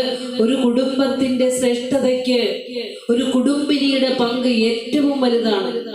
ഒരു കുടുംബത്തിന്റെ ആരോഗ്യ കാര്യങ്ങളിലും മറ്റെല്ലാ കുട്ടികളുടെ വളർച്ചയ്ക്കും സാമ്പത്തിക കാര്യങ്ങൾ കൈകാര്യം ചെയ്യുന്നതിനുമെല്ലാം ഒരു സ്ത്രീക്ക് ഉത്തമ പങ്കുണ്ട്. ഇവിടെ സ്ത്രീകളാണ് കൂടുതൽ ഇരിക്കുന്നത്. നമുക്ക് ഭാര്യാധർമ്മം എഴുതി തന്നിട്ട് പറഞ്ഞു അല്ലെ, വസതിക്കൊത്ത ഗുണമുള്ളവളായി വരവിൽ സമം വ്യയവും ചെയ്യുകിൽ തന്റെ വാഴ്ചയ്ക്ക് തുണയാമവൾ എന്ന് നമ്മൾ കണ്ടു. അതായത് ഈ കഴിഞ്ഞ ദിവസം പത്രത്തിൽ വായിച്ചത് 10,500 കുടുംബ ആത്മഹത്യകളാണ് കേരളകൗമുദിയിൽ ഇന്നലെ വായിച്ചത്. 10,500-ലധികം കൂട്ടത്തോടെയുള്ള കുടുംബ ആത്മഹത്യകൾ. സ്വയം ആത്മഹത്യകളിൽ സ്ത്രീകളാണ് കൂടുതൽ മുന്നിൽ നിൽക്കുന്നത്. കാരണം സ്ട്രെസ് താങ്ങാനാവുന്നില്ല. ഈ സ്ട്രെസ് താങ്ങാൻ തൻ്റെ ഉള്ളിലിരിക്കുന്ന ഈശ്വരീയതയെ ഒന്ന് വിളിക്കാനുള്ള അറിവ് പോലും ഇല്ലാതെ പോകുമ്പോഴല്ലേ നമ്മൾ കയറെടുക്കുന്നതും വിഷമെടുക്കുന്നതും തെറ്റായ വഴിയിലൂടെ പോകുന്നതും. നിന്നെ രക്ഷിച്ചുകൊണ്ടൊരു ശക്തി ഉള്ളിലുണ്ടെന്ന് പഠിപ്പിച്ചു കൊടുക്കാത്തതിൽ ആരാണ് ഉത്തരവാദി? പരബ്രഹ്മസ്വരൂപനായ ഒരു ഗുരുവിനെ കിട്ടിയിട്ടും എന്താ പറയാ, കയ്യിലിരിക്കുന്ന കൽപ്പക വൃക്ഷക്കരിയെ ഭക്ഷിക്കാതെ കളഞ്ഞ് കാഞ്ഞിരക്കനിയെ തേടി ഭക്ഷിച്ച് വിഷം കൊണ്ട് മരിക്കുന്നവരാണ്. ഈശ്വരനെ തേടി നടക്കുക. ആ ഈശ്വരൻ തെളിഞ്ഞു നിന്നിൽ തന്നെ ഇരുന്ന് പ്രകാശിക്കുന്നു എന്ന് എത്രയോ പ്രാവശ്യം ഗുരു നമ്മളോട് പറഞ്ഞു തന്നു അല്ലേ? ആരാണ് ഭക്തൻ, എന്താണ് ഭക്തി, ഗുരു പറഞ്ഞു തന്നു. ഇപ്പോ തൊട്ടടുത്ത് കൃഷ്ണൻ ഉണ്ടെങ്കിലും നമുക്ക് ചോറ് കൊടുക്കുന്ന നേരെ ഗുരുവായൂർ കൃഷ്ണന്റെ അടുത്ത് തന്നെ പോണം. കാരണം എന്താ, അവിടെ ശക്തി. ഞാൻ ഒന്ന് ചോദിച്ചോട്ടെ, ഈ ഗുരുവായൂർ കൃഷ്ണന് പോണം, ഗുരുവായൂർ കൃഷ്ണന്റെ അടുത്ത് പോണം ആദ്യം ഉണ്ടായത് ചിന്ത എവിടെ വന്ന്? വെറുതെ ഒന്ന് പറഞ്ഞു, ഗുരുവായൂർ കൃഷ്ണന്റെ അടുത്ത് എനിക്ക് നാളെ പോണം. ഈ ചിന്ത എവിടെ ഉണ്ടായത്? വെറുതെ ഒന്ന് ആലോചിച്ച്. മനസ്സിലല്ലേ? മനസ്സ് ബോധത്തിന്റെ ചൈതന്യത്തിൽ പ്രവർത്തിക്കണല്ലേ? ആത്മാവിന്റെ ചൈതന്യത്തിലല്ലേ മനസ്സ് പ്രവർത്തിക്കുന്നത്? അപ്പൊ ഈ ചിന്ത ആദ്യം ഉണ്ടായത് എവിടെ? എന്റെ ബോധത്തിലാ, എന്റെ ആത്മാവിലാ. എന്റെ ആത്മദേവനാണ് നീ അവിടെ പൊക്കോന്ന് പറഞ്ഞതല്ലേ? അപ്പൊ ആദ്യത്തെ ദേവൻ ആരാ? ഈ ആത്മദേവനാണ്. ഈ സത്യം അറിയുന്നവർക്ക് ഓടിയടക്കേണ്ട ആവശ്യമുണ്ടോ? ഓടിയടക്കേണ്ട ആവശ്യമുണ്ടോ? എല്ലാത്തിലും പൊരുളായിരിക്കുന്ന സത്യത്തെ പറഞ്ഞു തന്ന ഈ പരമ്പൊരുൾ ഇവിടെ ഇരിക്കുമ്പോ ആ കൽപ്പക വിഷക്കരിയെ കാണാതെ കളഞ്ഞ് കാഞ്ഞിരക്കരിയെ ആരോ പ്രതിഷ്ഠിച്ച വിഗ്രഹം അല്ലെ? ഒരു പരമ്പൊരുള അവിടെ ഇരിക്കുന്നത്. എന്നിട്ട് ദേവനേത് ദേവി ഏത് എന്ന് ചിന്തിച്ചുകൊണ്ട് ജീവകാരുണ്യമില്ലാത്ത പ്രവൃത്തികളെ ചെയ്തുകൊണ്ട് കഴിഞ്ഞുകൂടുന്നു. നമ്മുടെയൊക്കെ അവസ്ഥയാണ്. അവശതയായ അവിവേകം എന്ന ഗുരു ഇത് പറഞ്ഞത്. അറിയേണ്ടത് അറിയാത്തത് കൊണ്ടുള്ള കുഴപ്പമാണിത്. എത്രയോ പ്രാവശ്യം എത്രയോ കൃതികളിലൂടെ ഗുരു നമുക്ക് പറഞ്ഞു തന്നിട്ടുണ്ട്. അപ്പൊ അതാണ് പറയുന്നത്, മാർ ക്രിസോസ്റ്റം പറഞ്ഞ പോലെ എന്താ പറയാ, ഒരു 1000 പൂർണ്ണചന്ദ്രന്മാർ ഉദിച്ച പോലെ പ്രകാശമയമായ ചൈതന്യവത്തായ ഒരു ഗുരുവിനെ കുലത്തിൽ കിട്ടിയിട്ടും മിന്നാമിനിങ്ങിന്റെ ഇത്തിരി വട്ടം തേടി പോകുന്നവരാണ്. പക്ഷെ ഇതൊന്നും ഒറ്റ വാക്കുകൊണ്ടോ ഒറ്റ പ്രഭാഷണങ്ങൾ കൊണ്ടോ ഒന്നും മനസ്സിൽ വരുന്നതല്ല.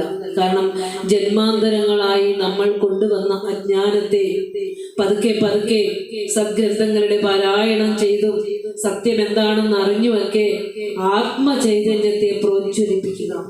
അതിനാ ക്ഷേത്രത്തിൽ പോകണേ. നിങ്ങൾ എല്ലാ ക്ഷേത്രത്തിലും പൊക്കോ, എങ്ങും പോകണ്ടെന്ന് പറയുന്നില്ല, എല്ലായിടത്തും പൊക്കോ.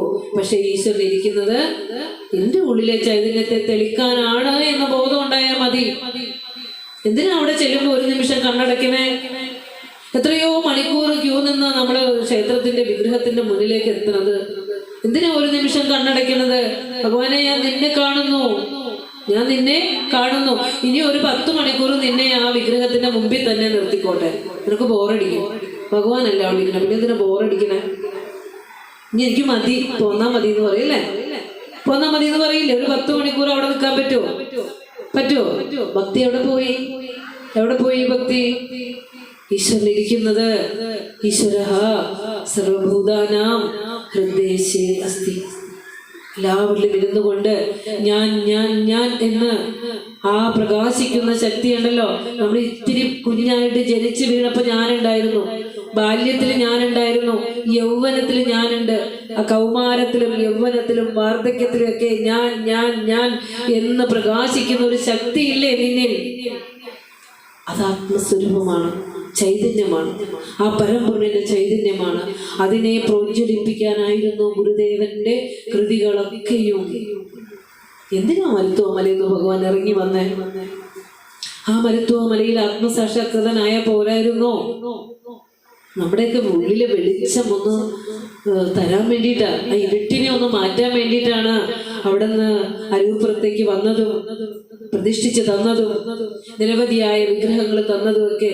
ഇപ്പോഴും ജാതിയുടെയും മതത്തിന്റെയും പേരിലുള്ള മാറ്റി നിർത്തലുകളില്ലേ? നീ പൂജിക്കാൻ പാടില്ല, അവൻ പൂജിക്കാൻ പാടില്ല, അല്ലേ? ജന്മനാണോ ശരീരവും അല്ലെങ്കിൽ കുലത്തിലാണോ ജാതി ഇരിക്കുന്നത്? എത്രത്തോളം നമ്മളിൽ ഇരിക്കുന്ന ചൈതന്യത്തെ നമ്മൾ അറിഞ്ഞിട്ടുണ്ടോ? അവനാണല്ലേ ബ്രാഹ്മണൻ, കേരളം കണ്ട ഏക ബ്രാഹ്മണൻ. ശരിക്കും പറയുവാണെങ്കിൽ ശങ്കര ഭഗവത്പാദരും ശ്രീനാരായണ ഗുരുദേവനും ഒക്കെ പോലെയുള്ള ഋഷീശ്വരന്മാരല്ലേ കേരളം കണ്ട 1-2 ബ്രാഹ്മണന്മാരിലുള്ളത്? വേറെ ആരാ ഉള്ളത്? ബ്രഹ്മത്തെ സാക്ഷാത്കരിച്ചവരല്ലേ ബ്രാഹ്മണൻ, അല്ലേ? ഇതിന്റെയൊക്കെ തത്വം അറിയാതെ വെറുതെ ജാതിയും മതവും ഒക്കെ മുറുകെ പിടിച്ചുകൊണ്ട് നടക്കുമ്പോൾ നമ്മൾ സത്യം അറിയാത്തത് കൊണ്ടാണ് വിഭാഗീയതകളും കലഹങ്ങളും മതങ്ങളും മത്സരങ്ങളൊക്കെ ഉണ്ടാകണത്. അപ്പോ ഈശ്വരൻ എന്തെന്നുള്ള ഒരു കാര്യം ഈ പ്രതിഷ്ഠാ വാർഷികത്തിലെങ്കിലും ഇത്തിരി കുറക്കണം. നാളെ എനിക്ക് ജീവിതത്തിൽ ഒരു പ്രശ്നം വരുമ്പോ ഇന്ന സ്ഥലത്തൊരു പൂജാരി ഉണ്ട്, അവിടെ പോയി ഒന്ന് പ്രശ്നം വെച്ചാ എന്റെ പ്രശ്നം എന്താന്ന് അവര് പറഞ്ഞു തരും. ഈ ഇരിക്കുന്ന ആളുടെ ജീവിതത്തിന്റെ പ്രശ്നം എന്താന്ന് പറയാൻ അയാൾക്ക് പറ്റുന്നില്ല. നമ്മുടെ പ്രശ്നം തീർക്കാൻ ആർക്കാ പറ്റുക? അതായത് ഇത് ഈ ജീവൻ ഇട്ടവന് മാത്രമേ നീ ആരാണെന്നും നിന്റെ പ്രശ്നങ്ങൾ എന്തെന്നും അറിയാനാവൂ. അവന് മാത്രമേ അത് സോൾവ് ചെയ്യാനും പറ്റുള്ളൂ എന്ന് നീ എന്താ അറിയാത്തെ? ഭഗവാന്റെ മുമ്പിൽ നിന്ന് നീ ചോദിക്കുമ്പോൾ, അല്ലെങ്കിൽ ഞാൻ ചോദിക്കുമ്പോൾ, എന്നേക്കാൾ കൂടുതൽ എന്റെ കാര്യങ്ങൾ അറിയാവുന്ന ഈശ്വരനാണെന്ന് എന്തുകൊണ്ട് നമുക്ക് മനസ്സിലാവുന്നില്ല? എല്ലാം അറിഞ്ഞു ഭഗവാൻ ഇവനിന്നെടുത്തു ചൊല്ലേണമോ ദുരിതമൊക്കെ അകറ്റണേ നീ. ഇതും പ്രാർത്ഥിക്കാൻ പഠിപ്പിച്ചു. പക്ഷെ നമ്മൾ പ്രാർത്ഥിച്ചു പോകും, ചിന്തിക്കില്ല. എല്ലാം അറിയാവുന്നവനല്ലേ നീ, പിന്നെ ഞാൻ ഇതിനെ എടുത്തു ചൊല്ലണേ? 4 പറഞ്ഞു പോകും അല്ലേ? 4 ദുഃഖങ്ങളൊക്കെ സഹിക്കാൻ പറ്റാതെ നമ്മള് പറഞ്ഞു പോകും. അപ്പോൾ ഗുരുവിന്റെ ഒക്കെ അടുത്ത് വന്ന് പ്രാർത്ഥിക്കുമ്പോൾ നമ്മൾ പ്രാർത്ഥിക്കേണ്ടത് ഇങ്ങനെയാ: മാലുണ്ടതുറയ്പാൻ കഴിവില്ല ശിശുവിന്റെ പോലിങ്ങു നിരർത്ഥധ്വനിയാണെന്റെ പുലമ്പൽ. ദുഃഖമുണ്ട്, ധാരാളം ദുഃഖം എനിക്കുണ്ട്. ശാരീരികമായും മാനസികമായും കുടുംബപരമായും ജോലിപരമായും ഒക്കെ ഉണ്ട്. പക്ഷെ അതെനിക്ക് പറയാൻ പറ്റണില്ല. അങ്ങയുടെ മുമ്പിലേക്ക് പറയാൻ പറ്റാത്ത ഒരു കൊച്ചു കുഞ്ഞ് എന്ത് വന്നാലും അമ്മയുടെ മുമ്പിൽ കരയുന്നത് പോലെ ഞാൻ ഇങ്ങനെ പറഞ്ഞു പോകുകയാണ് എല്ലാം എന്ന് നമുക്ക് ഭഗവാന്റെ മുമ്പിൽ സമർപ്പിക്കാം. അല്ലാതെ ഈശ്വരനെ പറ്റൂ. നമ്മളുടെ ദുഃഖങ്ങൾ തീർക്കാൻ പൂജാരിക്ക് പറ്റില്ല. നെന്മാറയിൽ, പാലക്കാട് നെന്മാറയിൽ നമ്മൾ കണ്ടതല്ലേ, എന്താ പറഞ്ഞ, ചിന്താമണി അതെന്നായിരുന്നു അദ്ദേഹത്തിന്റെ പേര് അല്ലേ. അദ്ദേഹം ഓടി വന്ന ഒരു കുടുംബത്തിലെ 3 പേരെയാണ് കൊലപ്പെടുത്തിയത്. ഏതോ പൂജാരിണി പറഞ്ഞ അത്രേ, മുടി നീട്ടി വളർത്തിയ ഒരു സ്ത്രീയാണ് നിങ്ങളുടെ ഭാര്യ പിണങ്ങി പോകാൻ കാരണം അത്രേ. ഭക്തിയിലേക്കും പ്രാകൃതമായ അന്ധവിശ്വാസങ്ങളിലേക്കും ഒന്നും പോകാതെ നേർഭക്തി വേണം. നിങ്ങള് ഗുരുവിന്റെ ദർശനമാല എന്നൊരു കൃതി കേട്ടിട്ടുണ്ടോ? അതിനകത്ത് ഭക്തി ദർശനം എന്നൊരു അധ്യായമുണ്ട്. എന്താ പേര്? ഭക്തി ദർശനം. അതിൽ ഗുരു പറയുന്നുണ്ട് ഭക്തി എന്താന്ന് പറയുന്നുണ്ട്. ഭക്തി ആത്മാനുസന്ധാനം എന്ന് പറഞ്ഞു. നിന്റെ ആത്മാവിനെ തെളിയിക്കലാണ്, ധ്യാനിക്കലാണ് ഭക്തി. നമ്മളാരെങ്കിലും നമ്മുടെ ആത്മാവിനെ ധ്യാനിക്കാറുണ്ടോ? അത് ധ്യാനിക്കണമെന്ന് ഭഗവാന്റെ മുമ്പിൽ ചെല്ലുമ്പോൾ എനിക്ക് കിട്ടാൻ പോകുന്ന ഭൗതിക സുഖഭോഗങ്ങളെ കുറിച്ച് ഇങ്ങനെ ആലോചിച്ചുകൊണ്ടേയിരിക്കും. തന്നില്ലെങ്കിൽ വഴക്കിടും. ഇത്ര നാള് വന്നിട്ട് എന്താ തരാത്തേ അല്ലേ? ഭഗവാന്റെ സമ്പത്ത് എടുത്തുകൊണ്ടേ ഭഗവാന് കൊടുത്തിട്ടും ഭഗവാനോട് ചോദിക്കും താന്ന് ചോദിക്കും. ഇത്ര ഒന്നും അറിയില്ലാത്ത പാവങ്ങളാണ് നമ്മൾ. അപ്പോ എന്താ പറഞ്ഞു വന്നത്? ഭക്തിയെ കുറിച്ചാണ്. ഭക്തി ആത്മാനുസന്ധാനമാണ്. തെളിയേണ്ടത് അവനവന്റെ ഉള്ളാണ് കേട്ടോ. അവിടെ ഇരുട്ടുള്ളത് കൊണ്ടാണ് നമ്മളിങ്ങനെ ഓടണത്. അതുകൊണ്ടാണ് ഈ ഗുരു പറഞ്ഞ ഒന്നും നമുക്ക് തെളിയാത്തത്. ഭഗവാന്റെ മുമ്പിൽ വരുമ്പോ ഇനി ഒന്നും ചോദിക്കരുത്. ഭഗവാനെ എനിക്ക് ജ്ഞാനം തരൂ, നാം ശരീരമല്ല അറിവാകുന്നു എന്ന് കോലത്തുകരയിൽ വെച്ച് ഗദ്യപ്രാർത്ഥനയിൽ രചിച്ചു തന്നപ്പോ പറഞ്ഞു നമ്മളെല്ലാവരും ദൈവങ്ങളാണെന്നാ ഗുരു പറഞ്ഞു. ദൈവത്തിന് ദുഃഖം എവിടെ ഉണ്ടാകണേ? പിന്നെ ദുഃഖം എന്തുകൊണ്ട് വന്നു? ജന്മാന്തരങ്ങളായി ചെയ്തു വെച്ച, സത്യമറിയാതെ ജീവിച്ച് ചെയ്തു വെച്ച കർമ്മങ്ങള് വാസനയായി നമ്മളിൽ വന്ന് ആ വാസനയ്ക്ക് അനുയോജ്യമായ ജന്മം സ്വീകരിച്ചിരിക്കുന്നവരാണ് നാം. ഏതെങ്കിലും ഒരു ജന്മത്തില് ഈ അജ്ഞാനം ഒന്ന് തുടച്ചു മാറ്റാൻ പറ്റുമോ? പറ്റിയില്ലെങ്കിൽ ഇനിയും അതനുസരിച്ചായിരിക്കും ജന്മങ്ങൾ കടന്നു പോവുക. എന്തോ പുണ്യ സുഹൃതം കൊണ്ട് നമുക്ക് ഈ ഗുരുവിനെ കുലത്തില് കിട്ടി. ആ ഗുരുവിനെ പ്രാർത്ഥിക്കാനും അറിയാനും ഒക്കെയുള്ള സ്വാതന്ത്ര്യവും ഭാഗ്യവും ഒക്കെ ലഭിച്ചവരാണ്. അത് പ്രയോജനപ്പെടുത്തി പോണം കേട്ടോ. ഈ ഗുരുമണ്ഡപത്തിൽ ആഴ്ച ഒരിക്കലെങ്കിലും വന്നിരുന്നിട്ട് ഗുരുവിന്റെ കൃതി എടുത്തു വെച്ച് ഒരർത്ഥം അറിയണ്ട, ഒന്ന് തെളിയിച്ചു തരണേ ഭഗവാനെ, ഒന്നും ആഗ്രഹിക്കാതെ ഭഗവാന്റെ മുമ്പിൽ പ്രാർത്ഥന സമർപ്പിച്ചിട്ട് പോക്കോ. അപ്പൊ അമ്മയ്ക്ക് നല്ല ബുദ്ധി ഉണ്ടാകണം. അതിന് എല്ലാ കാര്യങ്ങളും ഇപ്പൊ നമ്മള് ഒരു കാര്യങ്ങളും കുഞ്ഞുങ്ങൾക്ക് പറഞ്ഞു കൊടുക്കാതിരുന്നാൽ അവർക്കത് അറിവുണ്ടാവില്ല. ആരെ ബഹുമാനിക്കണം, എങ്ങനെ ജീവിക്കണം എന്നൊന്ന് പറഞ്ഞു കൊടുക്കാതിരുന്നാൽ അവർക്ക് അറിവുണ്ടാവില്ല. അപ്പോ നല്ല പ്രായത്തിലെ അവരോട് തെറ്റുകൾ കാണുമ്പോൾ, മോഷണമൊക്കെ ചെയ്യുമ്പോൾ, എന്തെങ്കിലും കുട്ടികളുടെ എന്തെങ്കിലും സ്കൂളിൽ നിന്ന് എന്തെങ്കിലും എടുത്ത് ബോക്സിലിട്ട് കൊണ്ടുവന്നാൽ ആ അമ്മ അപ്പൊ തന്നെ അത് തെറ്റാണെന്നും ഇത് നാളെ ഇതിന്റെ ഉടമയ്ക്ക് തിരിച്ചേൽപ്പിച്ചിട്ട് ഇവിടെ വരാവുള്ളൂ എന്നുള്ളൊരു നിർദ്ദേശം കൊടുത്താൽ പിറ്റേ ദിവസമാണ് ഇത് എടുക്കില്ല. അങ്ങനെയല്ലേ ചെയ്യേണ്ടത്? അപ്പൊ നല്ല ശീലങ്ങള് കുടുംബത്തിൽ വളർത്തിയെടുക്കേണ്ടത് ആരാണ്? അമ്മയ്ക്കും അച്ഛനും വലിയ പങ്കുണ്ട്. കുടുംബ ജീവിതത്തിൽ ഗുരു പറയും പരസ്പര സ്നേഹത്തോടു കൂടി ഭാര്യ ഭർത്താക്കന്മാർ എവിടെ ജീവിക്കുന്നു ആ കുലം അതിപാവനമാണ്, അതിസമ്പന്നമാണ്, അതിസമൃദ്ധമാണ്. അതിൽ കുറച്ച് ക്ഷമ പറഞ്ഞിട്ടുണ്ട് സ്ത്രീകൾക്ക്. എപ്പോഴാണോ കുറെ സഹനത്തോടെയും ക്ഷമയോടെയും സ്ത്രീ ഇരുന്നിട്ടുള്ളത് അവിടം എന്നും സമൃദ്ധി ഉണ്ടായിട്ടുണ്ട്. എന്നുവെച്ചാൽ തല കുനിച്ചു കൊടുത്ത് ഇടി വാങ്ങാനല്ല പറഞ്ഞത്. ഭർത്താവ് ജോലിയൊക്കെ കഴിഞ്ഞ് വിഷമിച്ചൊക്കെ വരുന്ന സമയത്ത് കലഹപ്രിയയായിട്ട് ചെന്ന് കഴിഞ്ഞാൽ അവിടെ കലഹം ഉണ്ടായി വരും അല്ലെ. ഭർത്താവ് കുറച്ച് കോപിക്കുമ്പോ ഒന്ന് അടങ്ങിയേക്കുക, അടങ്ങിയില്ലെങ്കിൽ അവിടെ കലഹായമാനമാകും അല്ലെ. അപ്പൊ കണ്ടറിഞ്ഞ് ചെയ്യാനുള്ള ഒരു വിവരം ആർക്കുണ്ടാകണം? കുടുംബിനിക്ക് ഉണ്ടാകണം. ഇപ്പൊ എന്തെല്ലാം കാര്യങ്ങൾ പറഞ്ഞു. നമ്മള് ഭക്തിയെ കുറിച്ച് പഠിച്ചു അല്ലെ. ആരെങ്കിലൊക്കെ നമ്മളോട് പറയുകയാണ് ഇന്ന ക്ഷേത്രത്തിൽ പോയാൽ നിന്റെ എല്ലാ കാര്യവും സാധിക്കൂട്ടാന്ന് പറയുമ്പോൾ എനിക്ക് അതൊക്കെ മനസ്സിലായിട്ടുണ്ട്. എനിക്കൊരു ഗുരു ഉണ്ട്, ഗുരു എന്നോട് പറഞ്ഞു തന്നിട്ടുണ്ട് എല്ലാം നിങ്ങൾ പറഞ്ഞേച്ചാൽ മതി. ഒരു ഭക്തൻ ആരാന്ന് പറയുന്നുണ്ട് കേട്ടോ. ഭക്തൻ ആരാണെന്ന ദർശനമാലയിലെ ഭക്തി ദർശനത്തിൽ ഇനി നിങ്ങളൊരു പ്രഭാഷണമൊക്കെ വെക്കുമ്പോൾ ഭക്തി ദർശനമൊക്കെ ക്ലാസ് എടുക്കാൻ പറയും. അതൊക്കെ പഠിക്കണം. അതിനകത്ത് ഗുരു പറയുന്നുണ്ട് ആരാണ് ഭക്തൻ. നമ്മളാരും അപ്പൊ ഭക്തനല്ലെന്നോ. ഞാൻ ആനന്ദമാണ്, ഞാൻ ആത്മാവാണ്, ഞാൻ ഈശ്വരനാണെന്ന് ആര് ഭാവന ചെയ്യുന്നുവോ അവനാണ് ഭക്തൻ. ഞാൻ കൗസല്യാണെന്നും ഞാനാണ് ഈ ലോകത്തിലെ എല്ലാ ദുഃഖമെന്ന് പറഞ്ഞാൽ ഞാനാണെന്ന് ചിന്തിച്ചിരിക്കുന്ന നമ്മളോട് ഗുരു പറയുക, ഞാൻ ഈശ്വരനാണെന്ന് വിചാരിക്കുന്നവനാണ് ഭക്തനെന്ന്. ഇത് അർജുനന് ശ്രീകൃഷ്ണ പരമാത്മാവ് ഭഗവത്ഗീതയിൽ പറഞ്ഞു കൊടുക്കുന്ന ഒരു വാചകമുണ്ട്. അനന്യ ചിന്തയന്തോ മാം യേ ജനാ പര്യുപാസതേ തേഷാം നിത്യാഭിയുക്താനാം യോഗക്ഷേമം വഹാമ്യഹം. അല്ലയോ അർജുന, കൃഷ്ണൻ കൂടെ നടന്നിട്ട് അർജുനന് മനസ്സിലായില്ല. കൂട്ടുകാരനെ പോലെ തോളത്ത് കൈയിട്ട് നടന്നു. വിജയം മുഴുവൻ താനാണ് നേടിയതെന്നാ കരുതിയത് അല്ലേ? ആ രഥത്തിൽ നിന്ന് ഇത്തിരി നേരം ഒന്ന് പുറത്തേക്ക് ഇറങ്ങിയപ്പോഴാണ് രഥം തീ കൊണ്ട് കത്തുന്നത് അല്ലേ? ഇപ്പോഴാണ് മനസ്സിലായത് ഭഗവാന്റെ ശക്തിയിലാണ് ഞാൻ ഇത്രയും സമയം നിന്നത് എന്ന് കാണിച്ചു കൊടുക്കുന്ന ഒരു സന്ദർഭമുണ്ട്. അപ്പോ പറയാണ്, ഭക്തൻ നിങ്ങൾ മനസ്സിലേക്ക് കുറിച്ചിട്ട് കൊള്ളണം. നമുക്ക് ഗുരു പറഞ്ഞു തന്ന ഭക്തനാകാൻ ശ്രമിക്കണം. നമ്മൾ അടുത്ത വാർഷികത്തിൽ എത്തുമ്പോൾ, അടുത്ത അധ്യാത്മ പ്രഭാഷണ വേളയിൽ എത്തുമ്പോൾ നിങ്ങളുടെ മനസ്സും ജീവിതവും ചിന്താഗതിയും തന്നെ മാറിയിട്ടുണ്ടാവും. ഞാൻ ദുഃഖമല്ല, ഞാൻ ആനന്ദമാണെന്ന് ആദ്യം ഉറപ്പിക്കേ. ദുഃഖം ഞാൻ തന്നെ കൂട്ടിക്കൊണ്ട് വന്നതാ ജന്മാന്തരങ്ങളായി സത്യമറിയാതെ. എന്നിൽ പ്രകാശിക്കുന്ന ചൈതന്യത്തെ ഞാൻ പ്രോജ്വലിപ്പിക്കും. അതിനുള്ള ഉപാധിയാണ് ഗുരുദേവ കൃതികളെന്ന് മനസ്സിൽ വിചാരിച്ചിട്ട് ഈ തിരുനടയിൽ വന്നിരുന്ന് ആരും വേണ്ട, ഇവിടെ ആ നട തുറക്കുന്ന സന്ദർഭങ്ങളിൽ ഇവിടെ വന്നിരുന്ന് ഏഴയെ പോലെ ഭഗവാന്റെ മുന്നിലേക്ക് സമർപ്പിക്കുക അല്ലേ? ഇത് ദുരിതാണ്, ദുഃഖ ദുരിതാണ് ഈ ജീവിതം.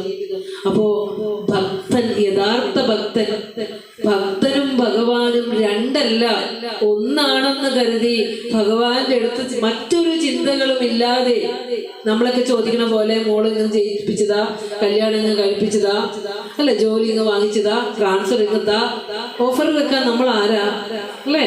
നമ്മളെക്കാൾ എല്ലാം നമ്മുടെ കാര്യങ്ങൾ ഭഗവാൻ അറിയാം. പോയി ചോദിക്കണ്ട, പോയി നിന്നാ മതി, സമർപ്പിച്ചാ മതി.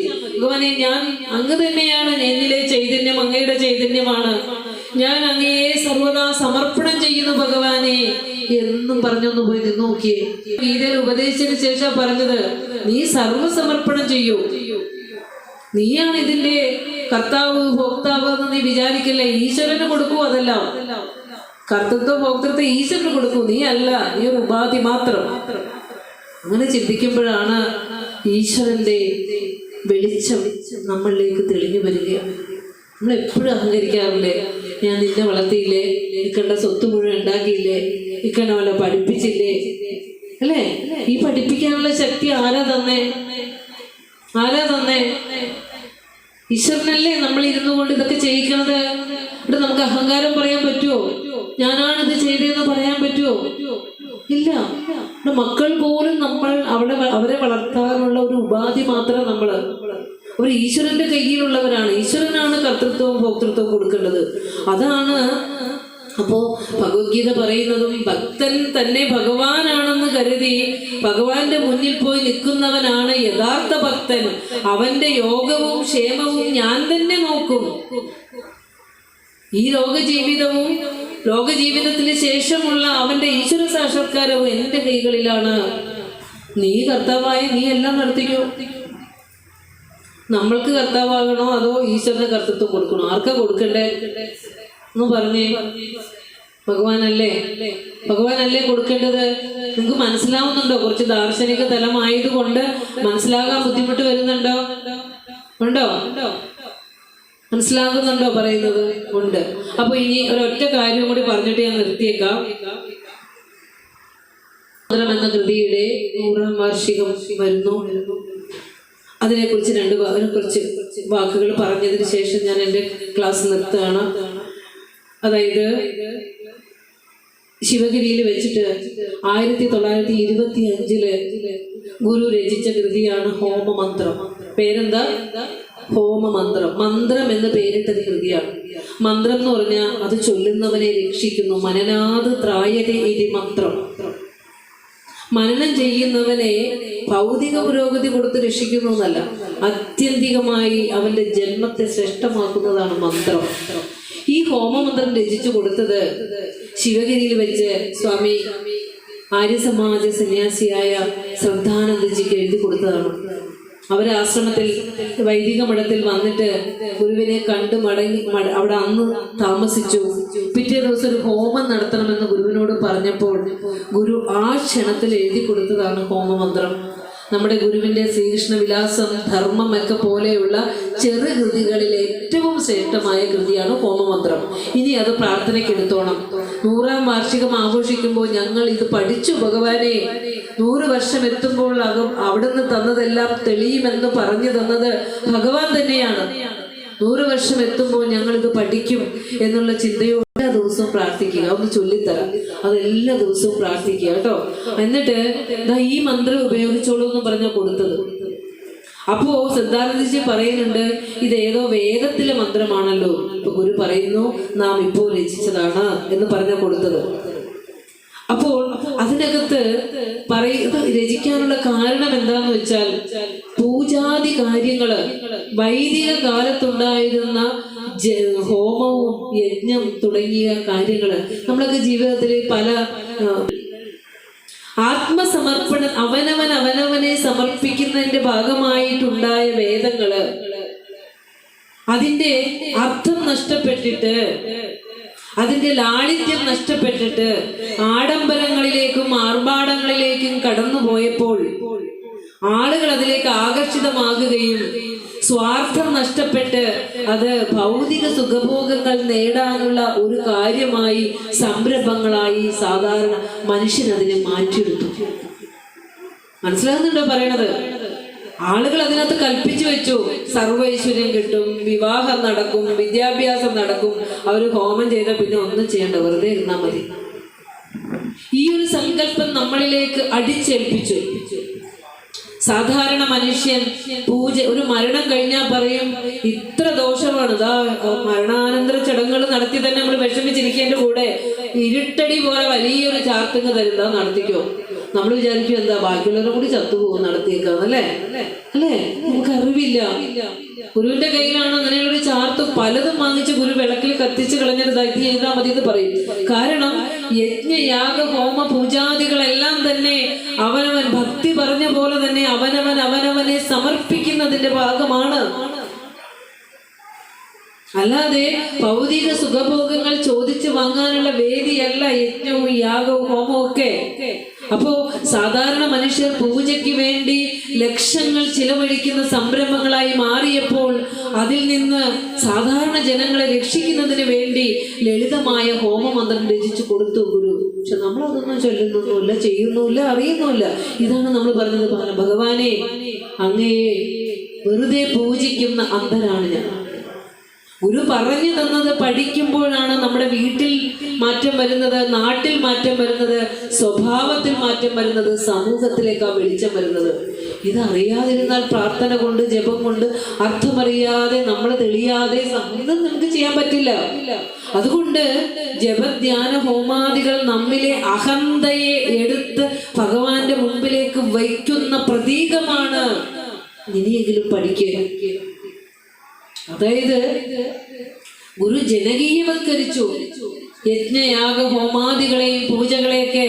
അധികം വലിയ ധനം, നിങ്ങളുടെ നിത്യജീവിതത്തിൽ ഉപയോഗിക്കേണ്ട ധനം പൂജാദികൾക്ക് വേണ്ടി ഇത്രയും സമ്പത്ത് നിങ്ങൾ കൊടുക്കുമ്പോൾ അത് അർത്ഥമില്ലാത്തതാണ് എന്നല്ലേ അതിന്റെ അർത്ഥം? ഒരു എട്ടിഷ്ടിക വെച്ച് കുറച്ച് എള്ളും കുറച്ച് പൂവും കുറച്ച് നെയ്യും കുറച്ച് വിറകും ഒക്കെ ചെറുതായിട്ട് കുറച്ച് വിറകൊക്കെ എടുത്തിട്ട് അതിലേക്ക് ഹോമമന്ത്രം ചൊല്ലി ഓരോന്നും ഇങ്ങനെ അർപ്പിക്കുക. ഭഗവാനെ, എന്നെ തന്നെ ഞാൻ കണ്ണുകൊണ്ട് കാണുന്നതും മൂക്കുകൊണ്ട് ശ്വസിക്കുന്നതും ഞാൻ 5 ഇന്ദ്രിയങ്ങൾ കൊണ്ട് എടുക്കുന്ന അറിവുകളെല്ലാം നീ തന്നെ, എൻ്റെ ശരീരമായത് നീ തന്നെ, എൻ്റെ ജീവിതത്തിലെ ഭൗതിക സുഖഭോഗങ്ങളായത് എല്ലാം നീ തന്നെ, നീ അല്ലാതെ മറ്റൊന്നും അവിടെ ഇല്ല ഭഗവാനെ, ഞാൻ സർവ്വതും നിന്നിലേക്ക് സമർപ്പിക്കുന്നു. ഇതാണ് പൂജ. അല്ലാതെ ചുറ്റും കൂടി കൊടുത്തേച്ച് നിങ്ങൾ താന്ന് ചോദിക്കുന്നതല്ല. എന്നാണ് ഇനി ഇതൊന്നിന് മാറ്റം വരിക? എന്നും നമ്മളിത് പഠിക്കുക.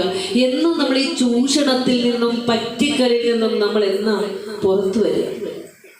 ഗുരു പറയാണ്, ഓം അഗ്നേ തവ തേജസ്തദ് ബ്രഹ്മം അരസ്ത്വം പ്രത്യക്ഷം ബ്രഹ്മാസി ത്വദീയ ഇന്ദ്രിയാണി മനോബുദ്ധിരിതി സപ്തജിഹ്വാഃ ത്വയി വിഷയ ഇതി സമിധോ ജുഹോമി അഹമിത്യാജ്യം ജുഹോമി ത്വം നഃ പ്രസീദ പ്രസീദ ശ്രേയശ്ച പ്രേയശ്ച പ്രയച്ഛ സ്വാഹ.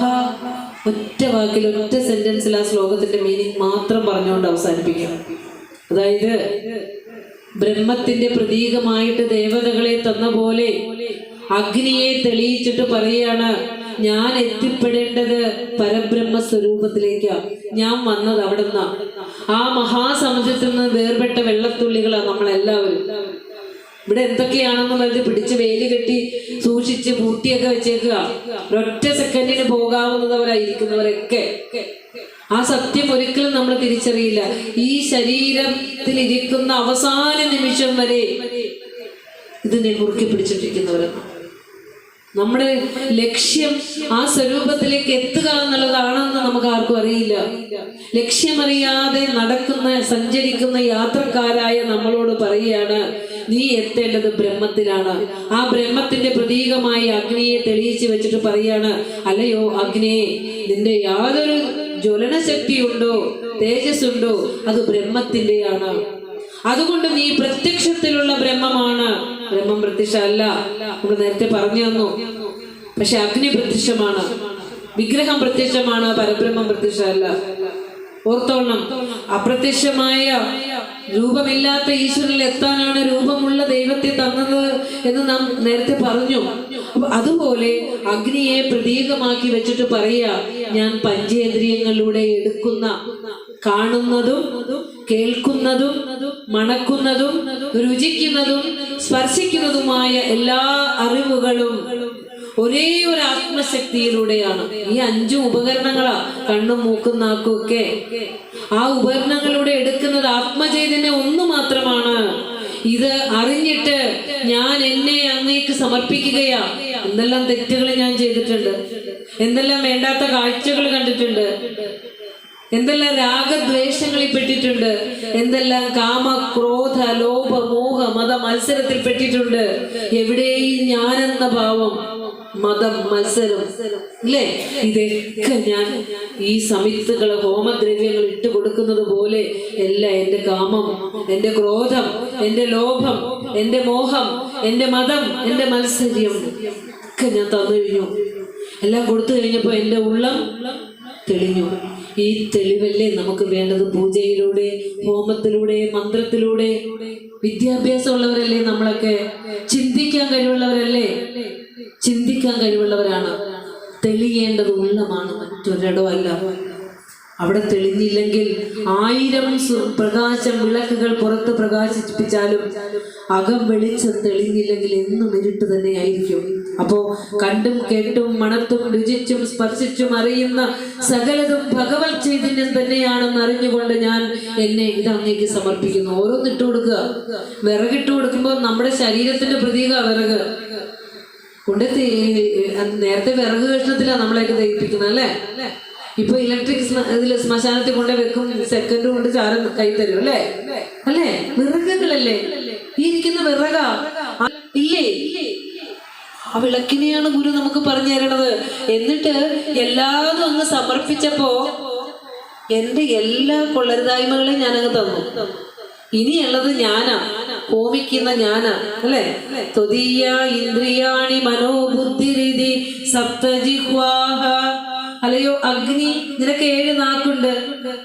ഈ 7 ജ്വാലകളിലൂടെയാണ് നീ ഹോമദ്രവ്യങ്ങളെ എടുക്കുന്നതെങ്കിൽ കണ്ണ്, മൂക്ക്, നാക്ക്, ത്വക്ക്, ചെവി തുടങ്ങിയ 5 ഇന്ദ്രിയങ്ങളിലൂടെയും മനസ്സിലൂടെയും ബുദ്ധിയിലൂടെയുമാണ് ഞാൻ ഈ പ്രപഞ്ചത്തിലെ അറിവെടുക്കുന്നത്.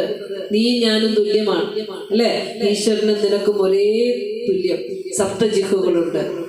എന്നിട്ട് പറയാണ്, ഞാൻ ചെയ്യുന്ന എന്നെയും സമർപ്പിക്കണം. ഇത് ശ്രദ്ധയോടെ ചെവി കൊടുത്ത് പഠിക്കണം. അഹമിത്യാജ്യം ജുഹോമി. കുറച്ച് നെയ്യെടുത്ത് ആ ഹോമകുണ്ടത്തിലേക്ക് നമുക്ക് തന്നെ ഈ ഇഷ്ടിക കൂട്ടി ഈ ഹോമമന്ത്രം ചൊല്ലി ഈ ദ്രവ്യങ്ങൾ എടുത്തു വെച്ച് അടുത്ത ചതയത്തിന് നമുക്ക് തന്നെ ഹോമം ചെയ്യണം. കുടുംബവും മനസ്സും സമൂഹം തന്നെ ശുദ്ധമാവും. ഈ ഒരു സമർപ്പണം ചെയ്യുന്നു. ഭാവം ഇതായിരിക്കണം, ചെയ്യുന്ന എന്നെയും കൂടി ഞാൻ സമർപ്പിക്കുന്നു. നെയ്യ് എത്രയോ മദന പ്രക്രിയ കഴിഞ്ഞാണ് ശുദ്ധമായ നെയ്യ് കിട്ടുക. ആ നെയ്യിനെ പോലെ എൻ്റെ മനസ്സിനെ ശുദ്ധമാക്കിയിട്ട് ഞാൻ അഗ്നിയിലേക്ക് എന്നെയും തരുന്നു, സമർപ്പിക്കുന്നു. എല്ലാം കൊടുത്തു തരും, എല്ലാം കൊടുത്തു തരും. ഹോമിക്കുന്ന എന്നെയും ഞാൻ ഭഗവാന് കൊടുക്കുമ്പോഴാണ്, എന്നിട്ടാണ് ചോദിക്കുന്നത്, ത്വം നവ പ്രസീദ പ്രസീദ, നീ ഞങ്ങളിൽ എന്നിൽ പ്രസാദിക്കൂ. മനസ്സ് കൊടുക്കും. നമ്മൾ പറയല്ലേ, കളഭം തരാം ഭഗവാനൻ മനസ്സും തരാം. കളഭമൊക്കെ കൊടുക്കും, മനസ്സ് കൊടുക്കൂലല്ലേ. മനസ്സാ ഭഗവാന് വേണ്ടത്. കളഭമോ നിങ്ങൾ കൊടുക്കുന്ന പൂക്കളോ നെയ്യോ എണ്ണയൊക്കെ ഒന്നും ആവശ്യമില്ല. ഭഗവാൻ ആവശ്യമുള്ള ഒറ്റ വസ്തു എന്താ? മനസ്സാണ്. അത് നിഷ്കളങ്കമാക്കി കൊടുക്കണം. അത് കൊടുക്കുമ്പോഴാണ് ഭഗവാൻ പ്രസാദിക്കണം. എന്നിട്ട് ചോദിക്കുക, നീ പ്രസീദ പ്രസീദ, അല്ലേ ഗോപികമാരെ. അതായത് ഈ ചൈതന്യ സ്വരൂപനായ മഹാഗുരുവിന്റെ മുന്നിൽ നിൽക്കുമ്പോ ഒരാളെയും കുറിച്ച് ചെയ്ത നല്ല കാര്യം മറപ്പത്, നല്ലതല്ലാത്തതുടനെ മറന്നിടുന്നത് ഉത്തമം. ഒന്നും കൂട്ടി ചേർത്ത് വെക്കണ്ട. ആണ് ചെയ്തതെന്ന് ആരും പറയണ്ട. ഞാനിവിടെ അഹോരാത്രം ചില ആളുകളുണ്ട് മറഞ്ഞിരുന്നുകൊണ്ട് എല്ലാം ചെയ്യും, അല്ലേ. ഒരു ഫോട്ടോയുടെ മുമ്പിലും ഉണ്ടാവില്ല. ഞാനാണ്ട സ്ഥലങ്ങളിലൊക്കെ പോകുമ്പോ ചില ആളുകളുണ്ടാവും, എല്ലാത്തിനും ഉണ്ടാവും. അവർ ഓടി നടക്കും. പക്ഷെ അവരുടെ ചിലപ്പോൾ അതിന്റെ ഏറ്റവും പ്രധാനപ്പെട്ട ആളായിരിക്കും. ഒരു വേഷം പോലും മാറിയിട്ടുണ്ടാവില്ല. വേദിയിൽ നിന്ന് അവിടെ ഇവിടെയൊക്കെ ഓടി എല്ലാം ഒപ്പിക്കും, ഒരു മൂലയിൽ പോയി ഇരിക്കുകയും ചെയ്യും, അല്ലേ. ഞാനാണ് അത് ചെയ്തതെന്നുള്ള ഭാവം സമർപ്പണമാണ്. ഭഗവാന്റെ കാര്യമല്ലേ, ഭഗവാന് സമർപ്പിക്കാം. അപ്പൊ നമ്മൾ ആരെങ്കിലും കുറ്റം പറഞ്ഞാൽ നമുക്ക് സങ്കടം വരില്ല, അല്ലേ. നമ്മൾ കുറേ ചെയ്തിട്ട് ഇത് ചെയ്തില്ല എന്ന് പറയുമ്പോൾ നമ്മൾ ഞാൻ സങ്കടം വന്നേ. ഭഗവാന് സമർപ്പിക്കുമ്പോൾ സങ്കടം വരുമോ? മക്കളെ നോക്കുമ്പോ ഞാൻ എൻ്റെ മക്കളെന്റെ കർത്തവ്യം ചെയ്യുന്നു, ഭംഗിയായി ചെയ്യുന്നു. മക്കള് നോക്കണമെന്ന് പറഞ്ഞാണോ മക്കളെ വളർത്തണേ? നീ അങ്ങനെ വളർത്തരുത് കേട്ടോ. എന്നെ നോക്കൂ. ഏതെങ്കിലും കിളി വിചാരിക്കോ, ഏതെങ്കിലും മൃഗം വിചാരിക്കുവോ വളർത്തിയിട്ട് എൻ്റെ മകൻ എനിക്ക് തെളിവ് തരുന്നു? മനുഷ്യൻ മാത്രമല്ലേ വിചാരിക്കണത്, അല്ലേ? ആണ്.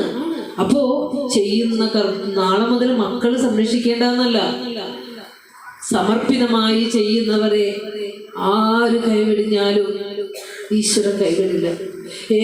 ആരൊക്കെ ഒറ്റപ്പെടുത്തിയാലും കുറ്റപ്പെടുത്തിയാലും തള്ളിക്കളഞ്ഞാലും ദാരിദ്ര്യം വന്നാലും കടം വന്നാലും ദുഃഖം വന്നാലും ഈശ്വരൻ എന്ന് പറഞ്ഞുകൊണ്ട് ഹോമമന്ത്രം എന്ന കൃതിയില് നിങ്ങൾ ഈ വർഷം അത് പാരായണം ചെയ്യണം. ശ്രീനാരായണ ധർമ്മം പഠിക്കണം. 100 വർഷം എത്തിയിരിക്കുന്നു. പൂജയുടെ പേരിൽ നമ്മൾ കബളിപ്പിക്കപ്പെടരുത്.